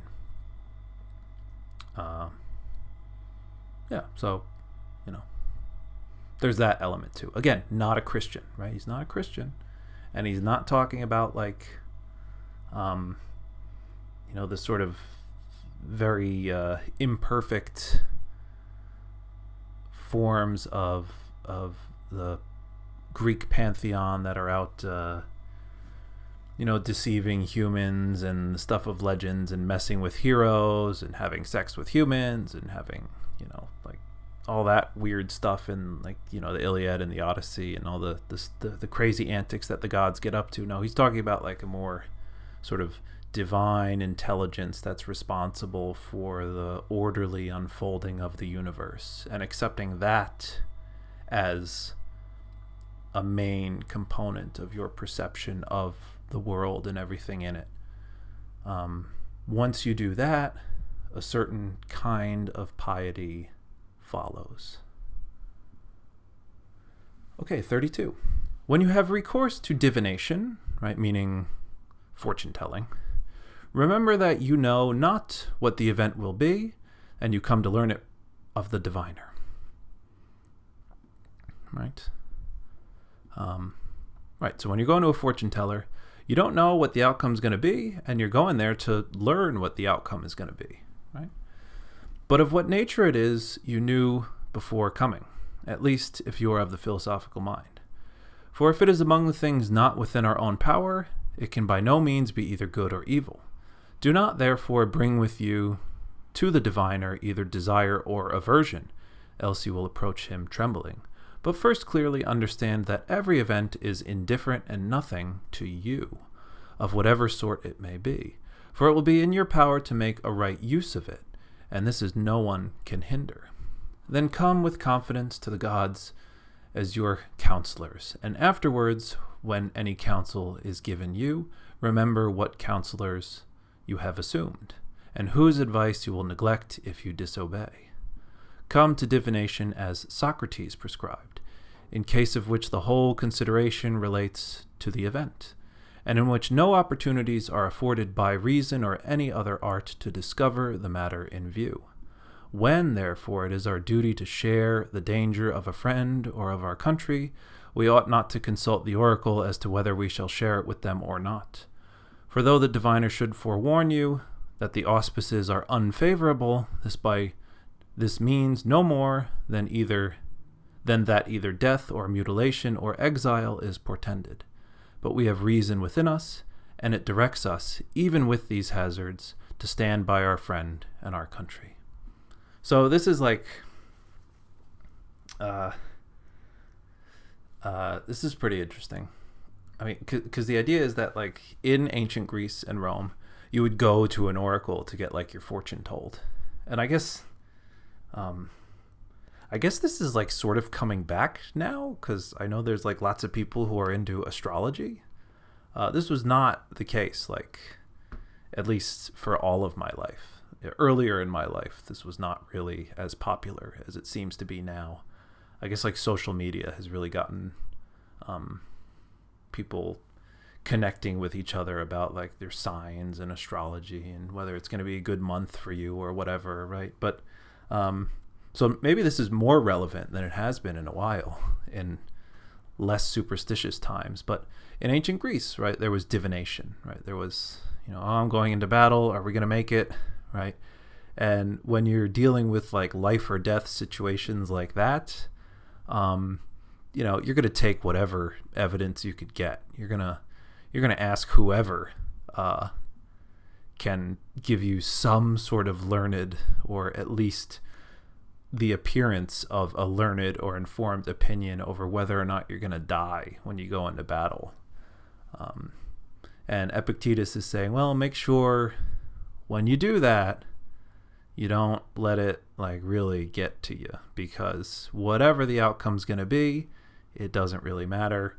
If you're set to go to war and fight for your country, that's obviously the right thing to do, so you should just do it.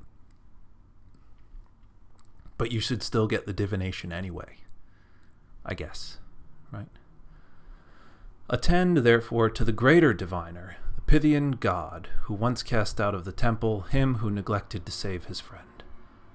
Okay, again, so like, you can learn the oracle's divination, right? You can learn what's going to happen, but still keep your values intact.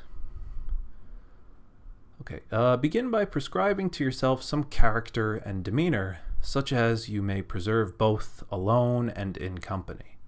Well, that's good, right? So begin by prescribing to yourself some character and demeanor, such as you may preserve both alone and in company, right? So act in a way that you would both in public and in private.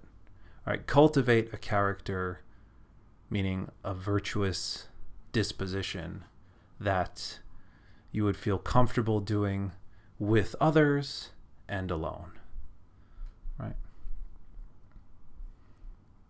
Be mostly silent, or speak merely when is needful, or merely what is needful, and in few words.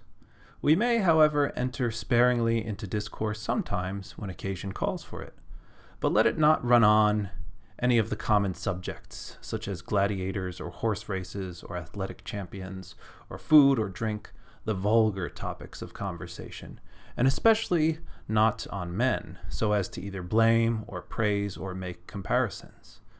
If you are able, then, by your own conversation, bring over that of your company to proper subjects. But if you happen to find yourself among strangers, be silent, right? So don't chit-chat about, the latest show on Netflix, or, gossip about other people and compare yourself to others and stuff like that. Just don't do that. It's a waste of time. It's not good. If you really want to be a good person, you're probably only going to speak when needed and in not so many words. Let not your laughter be loud, frequent, or abundant. Okay? Avoid taking oaths, if possible, altogether. At any rate, so far as you are able. Right? So don't make any promises. That's the advice. Avoid taking oaths. So don't commit yourself to stuff like, oh, I'm never going to let blank happen again, or I'm always going to do this, or I'm never going to do that. Don't say things like that. Avoid public and vulgar entertainments. Okay, so no Netflix. But if ever an occasion calls you to them, keep your attention upon the stretch, that you may not imperceptibly slide into vulgarity. For be assured that if a person be ever so pure himself, yet if his companion be corrupted, he who converses with him will be corrupted likewise. So this sounds curiously like he who lies down with dogs will rise up with fleas from the Bible, right? The idea that if you keep company with people of ill repute, you yourself will be tainted. So be careful about who you hang out with, basically. Provide things relating to the body no further than absolute need requires, as meat, drink, clothing, house, retinue. But cut off everything that looks towards show and luxury, right? So be frugal, live a simple life. Don't be too fancy with what you own. Before marriage, guard yourself with all your ability from unlawful intercourse with women. Yet be not uncharitable or severe to those who are led into this, nor boast frequently that you yourself do otherwise. Okay, so don't screw around with too many members of the opposite sex or whatever your sexual orientation may be. Don't be obsessed with that. Don't be a womanizer or a menizer or whatever. Don't do that. Save that for marriage, according to Epictetus. Again, not a Christian, right? Not a Christian, but a bit, prudish, right? Don't be obsessed with that stuff. Don't focus so much on the sex stuff. Just, don't do that. If anyone tells you that a certain person speaks ill of you, do not make excuses about what is said of you, but answer, he was ignorant of my other faults. Otherwise, he would not have mentioned these alone, right? Which is, that's funny, right? If somebody says, oh, that guy was really talking a bunch of shit about you, he says, oh, is that all he said? He didn't mention all this other stuff that's like even worse, right? So there's like his sense of humor, right? It is not necessary for you to appear often at public spectacles, but if ever there is a proper occasion for you to be there, do not appear more solicitous for any other than for yourself. That is, wish things to be only just as they are, and only the best man to win. For thus nothing will go against you, but abstain entirely from acclamations and derisions and violent emotions. And when you come away, do not discourse a great deal on what has passed, and what contributes nothing to your own amendment. For it would appear by such discourse that you were dazzled by the show. Right, so I guess walk around utterly unimpressed and don't be committed to one team or the other at a sporting event. Just be like, oh, I hope the best team wins. That's no fun. But whatever. Okay, fine. Be not prompt or ready to attend private recitations. Right, so don't be looking to go out and party all the time. But if you do attend, preserve your gravity and dignity, and yet avoid making yourself disagreeable, right? So be, yourself, maintain your integrity at a party, but don't be like a weirdo creep in the corner, not socializing with anybody, right? Just be yourself. Don't go over the top. Don't debase yourself, but also don't be a weirdo. Very sensible advice here. When you're going to confer with anyone, and especially with one who seems your superior, represent to yourself how Socrates or Zeno would behave in such a case, and you will not be at a loss to meet properly whatever may occur. Again, so, what would Socrates do in this situation? That's what I should do, right? So look to the sages, to the people who are superior to you, and they will give you insight on how to behave in situations when you too are dealing with people who are maybe superior to you in some respect or another, right? More experienced, more seniority, smarter, whatever. Just think about, okay, how would a really, really smart person, like a sage, like Socrates or Zeno, handle this situation?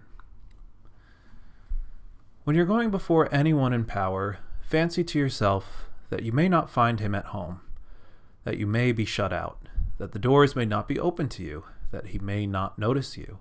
If with all this it be your duty to go, bear what happens, and never say to yourself, it wasn't worth so much, for this is vulgar, and like a man bewildered by externals. So, what's that, don't be sour grapes, I guess? Maybe that's it. In company, avoid a frequent and excessive mention of your own actions and dangers, for however agreeable it may be to yourself to allude to the risks you may have run, it is not equally agreeable to others to hear your adventures. Avoid likewise an endeavor to excite laughter, for this may readily slide you into vulgarity, and besides may apt to lower you in the esteem of your acquaintance. Approaches to indecent discourse are likewise dangerous. Therefore, when anything of this sort happens, use the first fit of opportunity to rebuke him who makes advances that way, or at least by silence and blushing and a serious look, show yourself to be displeased by such talk. So basically, don't tell crude jokes. Don't be vulgar. Don't talk about yourself too much. Just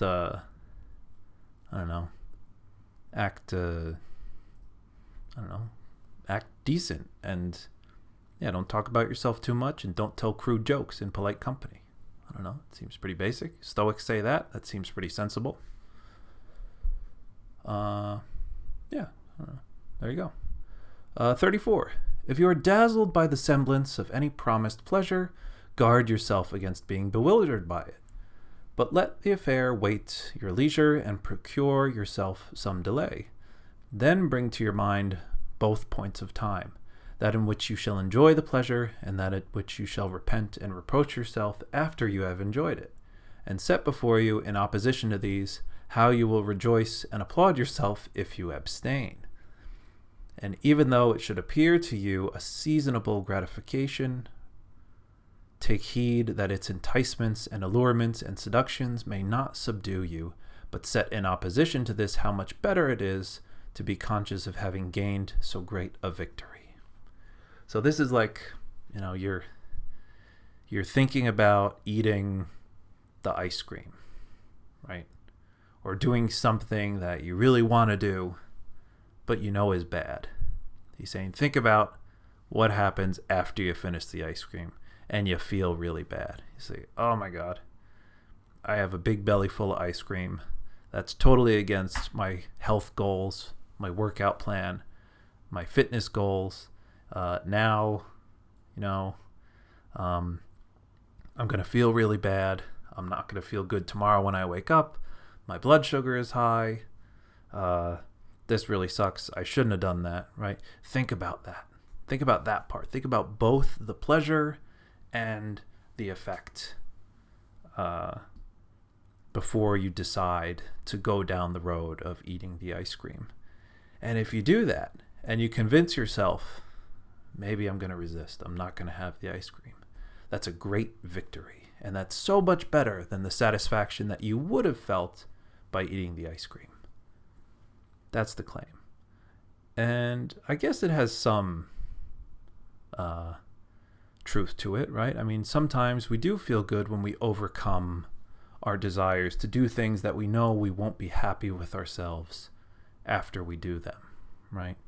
Or maybe we can spin it around to a different situation, like, oh, I'm just, it's Saturday morning. I could lay in bed for another 2 hours, or I could get up and go for a run.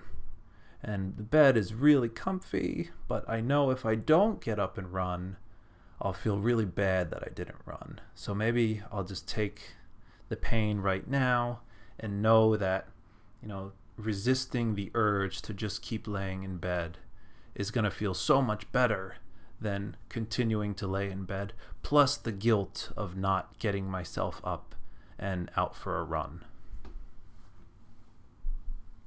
Okay. 35. When you do anything from a clear judgment that it ought to be done, never shrink from being seen to do it, even though the world should misunderstand it. For if you are not acting rightly, shun the action itself. If you are, why fear those who wrongly censor you? So this just means, like, if you're convinced that something is right, and it actually is, just do it and don't worry about what other people think. Because if it's right, then it doesn't matter. Okay. This is 36. As the proposition, either it is day or it is night, has much force in a disjunctive argument, but not at all in a conjunctive argument, so at a feast, to choose the largest share is very suitable to the bodily appetite, but utterly inconsistent with the social spirit of the entertainment. Remember then, when you eat with another, not only the value to the body of those things which are set before you, but also the value of proper courtesy toward your host. So when you are in polite company or at an event where there's a meal being served, don't focus only on making sure that you eat enough, I guess, right? Make sure that you adhere to elements of decorum and courtesy, because that's an important element of the situation as well. It's not just about filling your belly, even though there's food involved. Sounds sensible. 37. If you have assumed a character beyond your strength, you have both demeaned yourself ill in that and quitted one which you might have supported.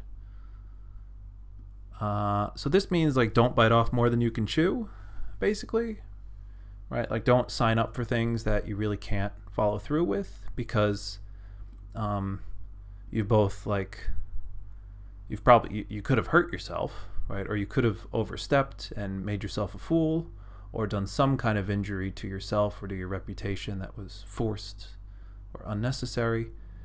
And you're foregoing doing something that you probably could have done, or that would be appropriate for you to do, right? So stick with manageable commitments, not things that, seem like, it would be great if I could be a philosopher or win the Olympics.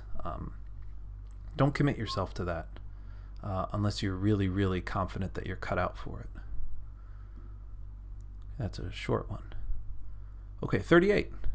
As in walking, you take care not to tread upon a nail or turn your foot, so likewise take care not to hurt your ruling faculty of your mind. And if we were to guard against this in every action, we should enter upon action more safely. So here it's saying, keep your head clear at all times, because it's really important. Don't drink too much, right? Don't engage in stupefying substances, and don't enter into situations where you're liable to get angry or upset or otherwise off balance. That's probably not going to be good for you long term. 39. The body is to everyone the proper measure of its possessions, as the foot is of the shoe. If, therefore, you stop at this, you will keep the measure. But if you move beyond it, you must necessarily be carried forward, as down a precipice, as in the case of a shoe. If you go beyond its fitness to the foot, it comes first to be gilded, then purple, then studded with jewels. For to that which once exceeds the fit measure there is no bound.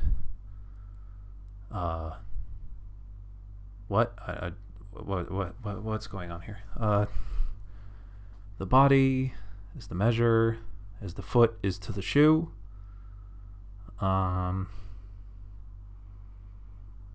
guess the idea, as if in the case of a shoe, if you go beyond its fitness to the foot, it comes first to be gilded, then purple, and then studded with jewels. So I guess the idea is that when you start going overboard with things that don't matter, and you start complicating your life, it kind of snowballs, and there's no limit to how complicated or how, well, in this case, how fancy you make your shoe. But really, at the end of the day, the only thing the shoe needs to do is, protect your foot. So I guess it's an argument for focusing on utility and frugality, I guess. I don't know. XL, what's that number? Well, I guess it's got to be 40. Yeah, 40, because L is 50. Cool. This is a weird one. Women from 14 years old are flattered by men with the title of mistresses.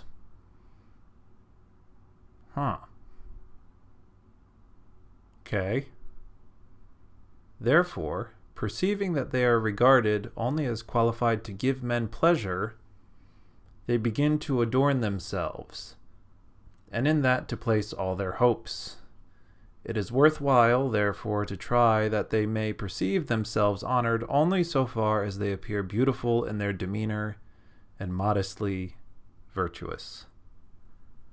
I got nothing on this one. I've 14. Okay, I'm gonna just skip. No, we'll just. Can I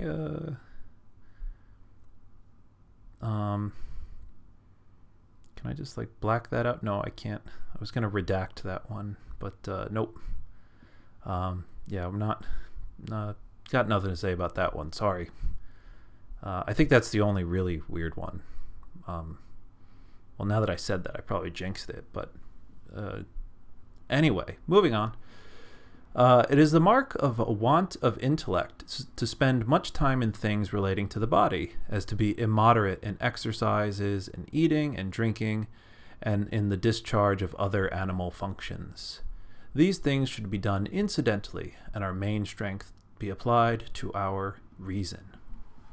So again, right, this is sort of really classic, basic Greek philosophical statement, right, where a lot of us spend too much time focusing too much of our energies on the physical world, on, our bodies, on our animal,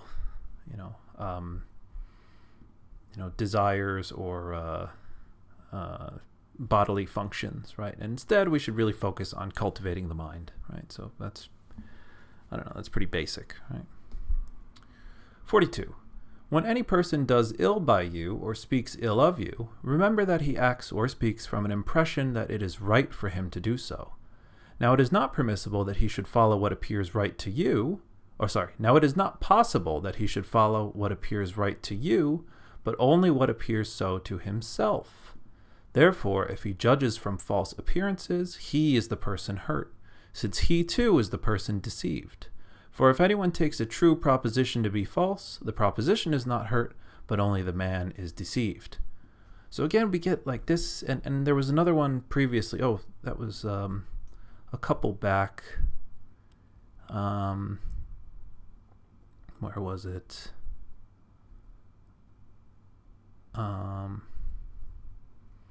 Maybe it was way back. Oh, I forget. Well, I'm not going to go back that far, but this one, right? Either it is day or it is night, right? The proposition, right? So there is, like, it comes through sometimes this reliance on Stoic logic and metaphysics, right? So this one as well, right? The idea is that where there's this language of the like a true or false proposition, right? The idea of truth and falsity of propositions, of statements, of claims, and the logical relations between them. That has an influence on our ethical well-being, right? Understanding that stuff is an important part of philosophy, an important part of leading a good life. Right? It's an important part of both of those things. It's an essential component. Stoicism is very systematic, right? And even though in this book it's all about the ethics, any Stoic program or curriculum, I should say, is going to heavily emphasize the importance of logic and epistemology and metaphysics, because knowing that stuff helps you understand why it is that all this crazy stuff that we've been reading about how to live your life follows from a few simple maxims, right? Like focusing on what's in your control and sort of being indifferent to what's not in your control. Okay. Setting out then from these principles, you will meekly bear with a person who reviles you, for you will say upon every occasion, well, it seemed right to him. So, okay, that's the ethical implication of this, this item. That, well, if people think wrong things about you, or if people do things that you don't like, you just have to assume, well, it seemed right to them. That's why they're doing it. Right? People only do things that they think are right. that's true. Even if we disagree about what's right or wrong, people are always just doing what they think is best.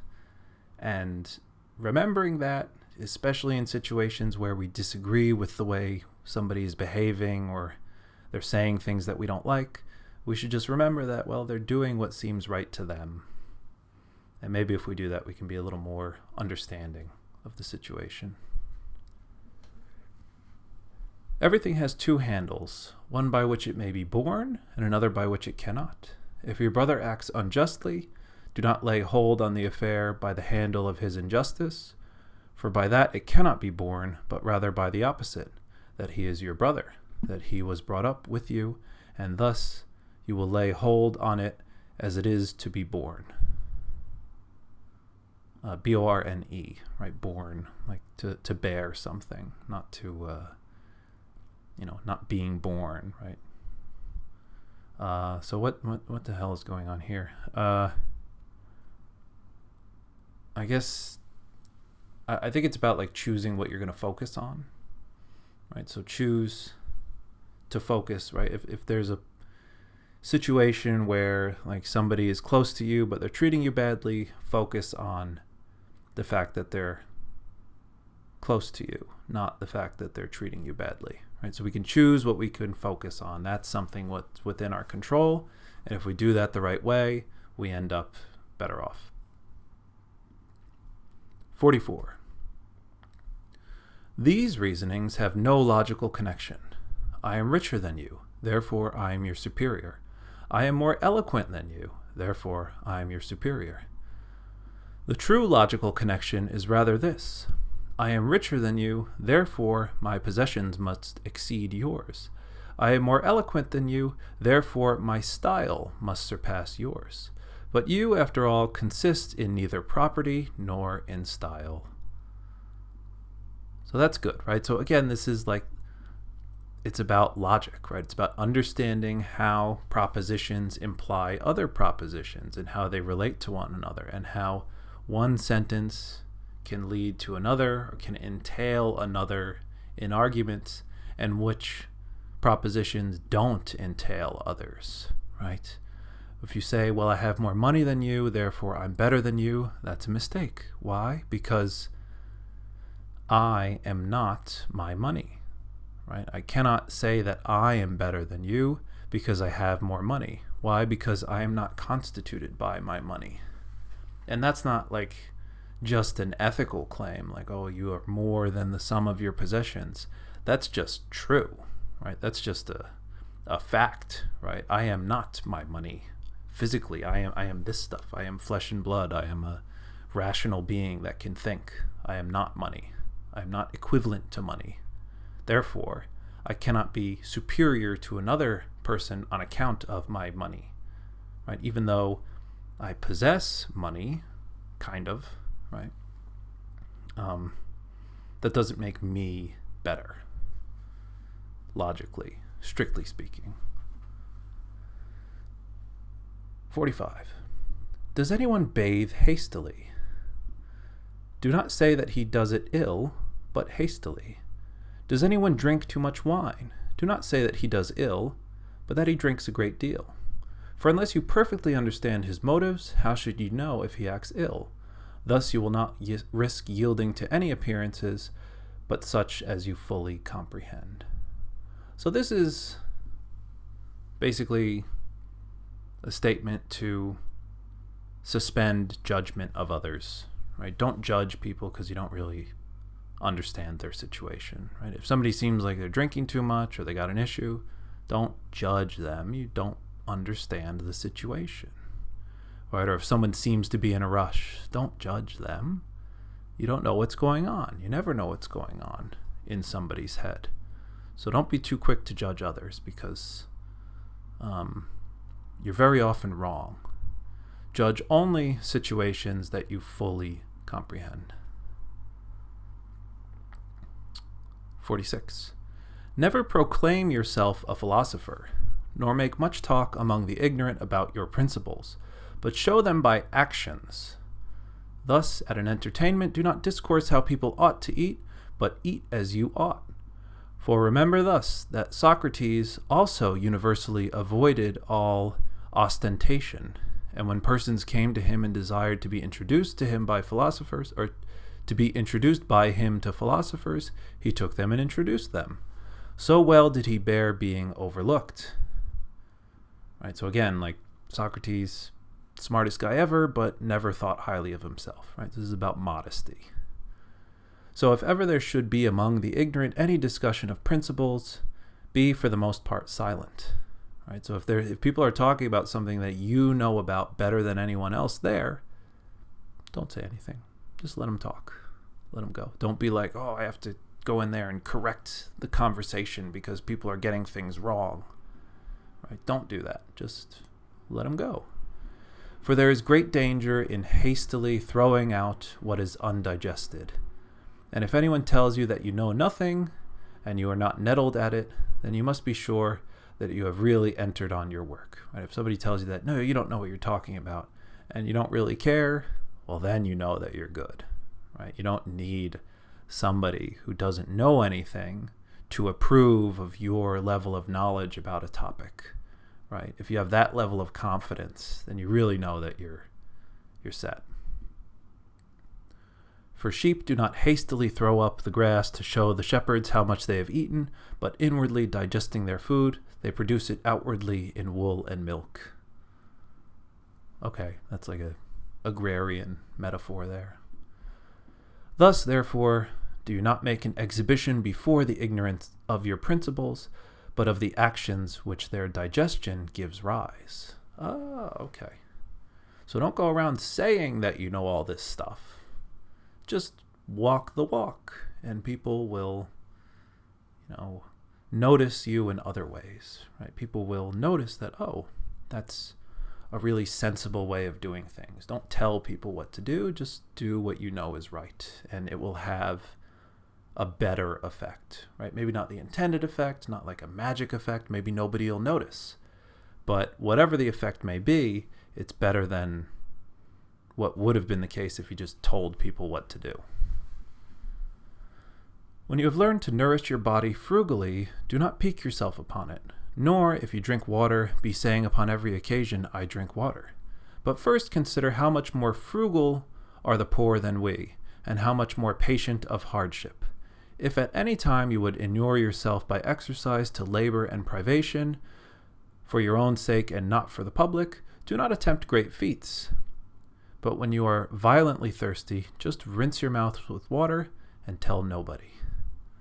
So I guess this is like, don't make a big deal out of your actions, right? Don't brag about, how hard you work or how much you do or whatever, right? Don't talk about yourself too much, right? Be modest, be humble. That's what I get out of this one anyway. Okay, 48.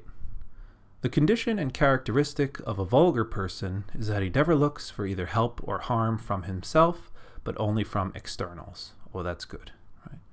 The condition and characteristic of a philosopher is that he looks to himself for all help or harm.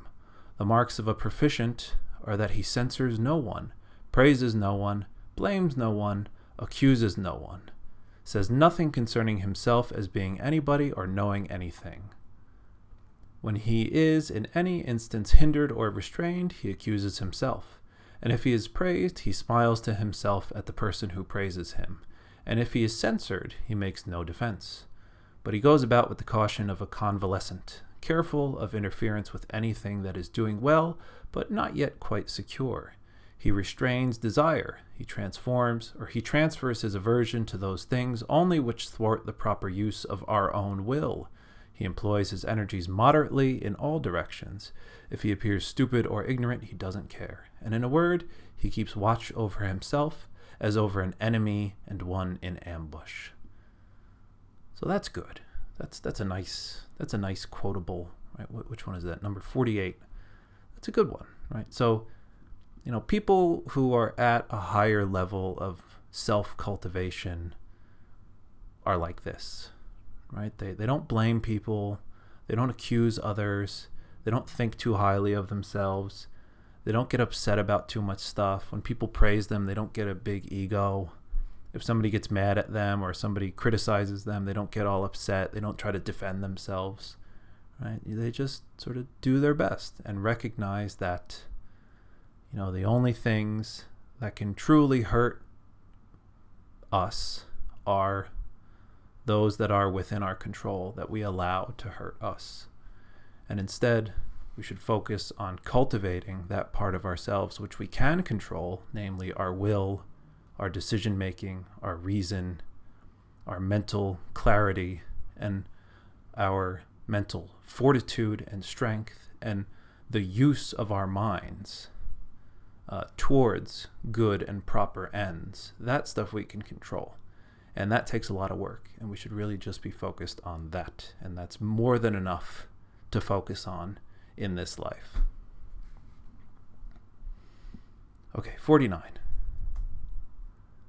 When anyone shows himself in vain on being able to understand and interpret the works of Chrysippus, who was one of the founding figures of Stoicism, say unto yourself, unless Chrysippus had written obscurely, this person would have had nothing to be vain of. But what do I desire? To understand nature, and follow her.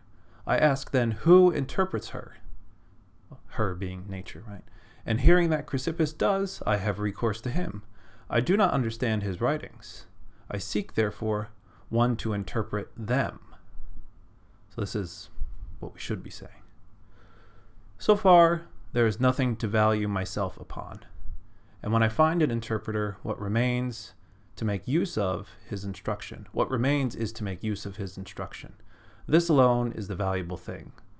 But if I admire merely the interpretation, what do I become more than a grammarian instead of a philosopher? Except indeed that instead of Homer, I interpret Chrysippus. When anyone therefore desires me to read Chrysippus to him, I rather blush when I cannot exhibit actions that are harmonious and constant with his discourse. Is that it? Yeah. So I guess the idea there is because again, he's most focused on philosophy, right? He's writing this for people who want to come and study under him, or he's giving this advice in the context of his school of people who are coming to study with him, right? This is advice that he gives to people who are like, I want to be a Stoic, I want to be a philosopher, right? And one of the things that might happen when people do that is they come to him and say, look, I've read this guy Chrysippus, I've read his works, I just don't get it. Can you please tell me what's going on here? I don't understand what he's saying. And the response is, well, I can do that, but I'm not doing that just to tell you what Chrysippus wrote. Chrysippus is just a means to an end, right? The goal is to understand nature and to have our will be in accordance with nature. That's the goal, right? Understanding Chrysippus is just kind of along the way, right? And if he's that great, then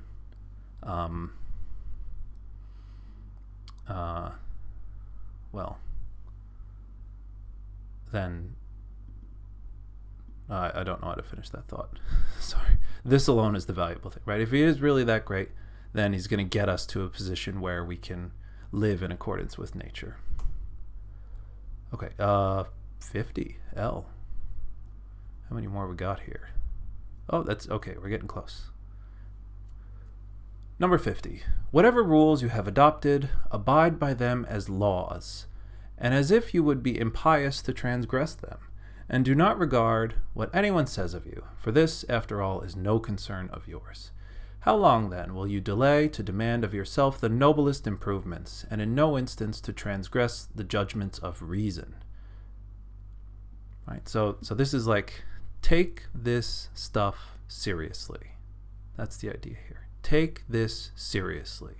If you use your reason and figure out that acting in a certain way is morally good, it's the right thing to do, it's what virtue would have you do, it's what reason tells you to do, you've done all the logic and you've figured out that I should act this way, then you have to treat it as a law, right? As something that you should always do, right? Take it seriously.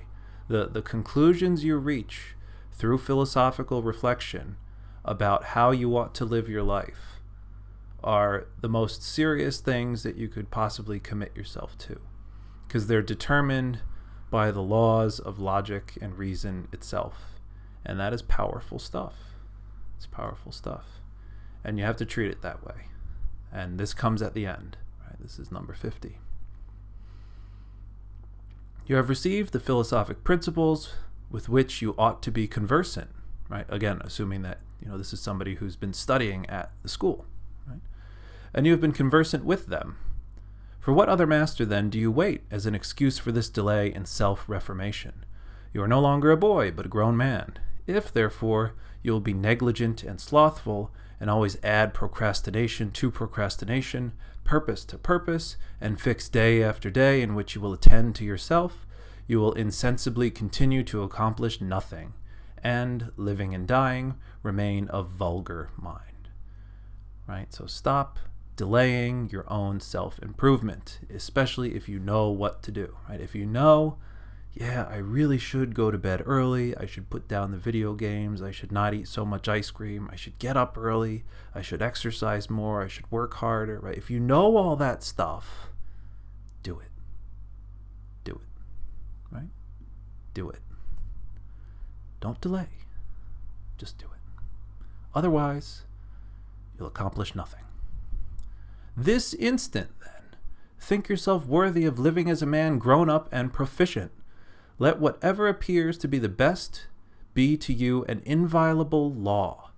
And if any instance of pain or pleasure, glory or disgrace be set before you, remember that now is the combat. Now is the Olympiad comes on, nor can it be put off. And that by one failure and defeat, honor may be lost or won. Thus Socrates became perfect, improving himself by everything, following reason alone. And though you are not yet a Socrates, you ought, however, to live as one seeking to be a Socrates. Again, this is like a call to arms for living well, living good, accepting the principles of focusing on what you can control and ignoring what you can't, and just focusing on improving your faculty of reason and decision-making to the absolute best of your ability. It's a nice call to arms, or a dramatic statement there at the end. Okay, 51. The first and most necessary topic in philosophy is the practical application of principles, as we ought not to lie. The second is that of demonstrations, as why it is that we ought not to lie. The third is that which gives strength and a logical connection to the other two, as why this is a demonstration. For what is demonstration? What is a consequence? What is a contradiction? What truth? What falsehood? The third point is then necessary on account of the second, and the second on account of the first.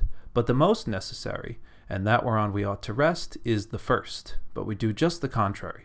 For we spend all our time on the third point and employ all our diligence about that and entirely neglect the first. Therefore, at the same time that we lie, we are very ready to show how it is demonstrated that lying is wrong. Okay, so this is fun. This is like a sort of criticism of traditional Stoic philosophy that focused too much on the logic stuff, on the metaphysics, on the epistemology, right? On the boring, non-ethical philosophy. Whereas Epictetus here is saying, no, the most important thing is understanding that we shouldn't tell lies, right? Just digest that, accept that, get it, live by it, do whatever you need to do to, understand that lying is wrong, right? Do that. Whatever you need to do to get there, just do it. And then we can talk about why we shouldn't lie.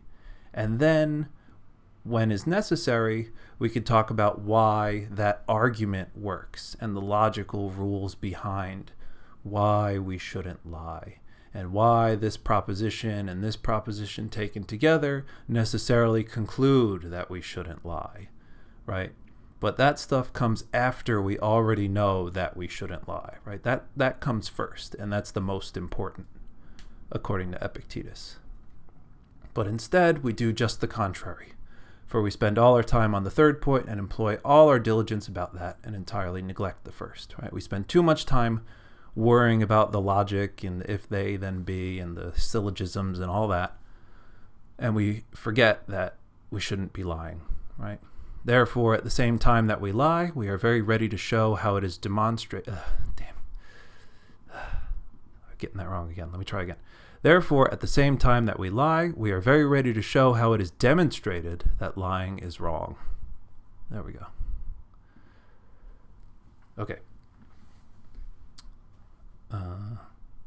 This is still 51. Upon all occasions, we ought to have these maxims ready at hand. Conduct me, Zeus, and thou, O destiny. Wherever your decrees have fixed my lot, I will follow cheerfully. And did I not, wicked and wretched, I must follow still. Whoever yields properly to fate is deemed wise among men and knows the laws of heaven. And this third, O Credo, if it thus pleases the gods, thus let it be. Anytus and Melitus may kill me indeed, but hurt me they cannot. Right, so this is these are all different references to different Greek plays. So what's this? Number 8. This is from Cleanthes in Diogenes Laertius. Right, so this was Diogenes Laertius was I think he was a biographer. So there's lots of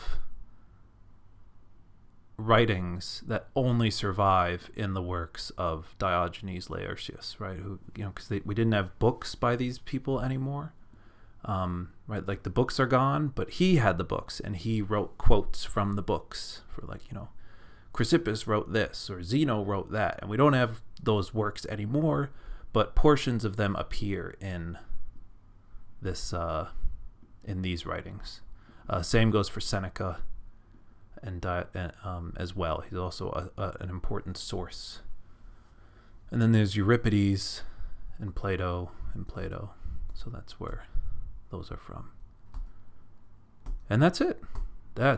Woo! Okay, that is the Enchiridion of Epictetus. There you go. That's the whole thing. All 51, what do you call it? 51 maxims, I guess, or sections, or whoever. I don't know. And that's it. There you go. There's your crash course in the Stoic Handbook of Antiquity. I hope you enjoyed it. I think it's a fun read. I'm not sure if I agree with absolutely everything in there. But it's certainly a mental workout. I'm pretty wiped out after that, but well worth it. Well worth the read. I hope you enjoyed. I hope you learned some stuff. And yeah, I'll see you in the next one. Take care.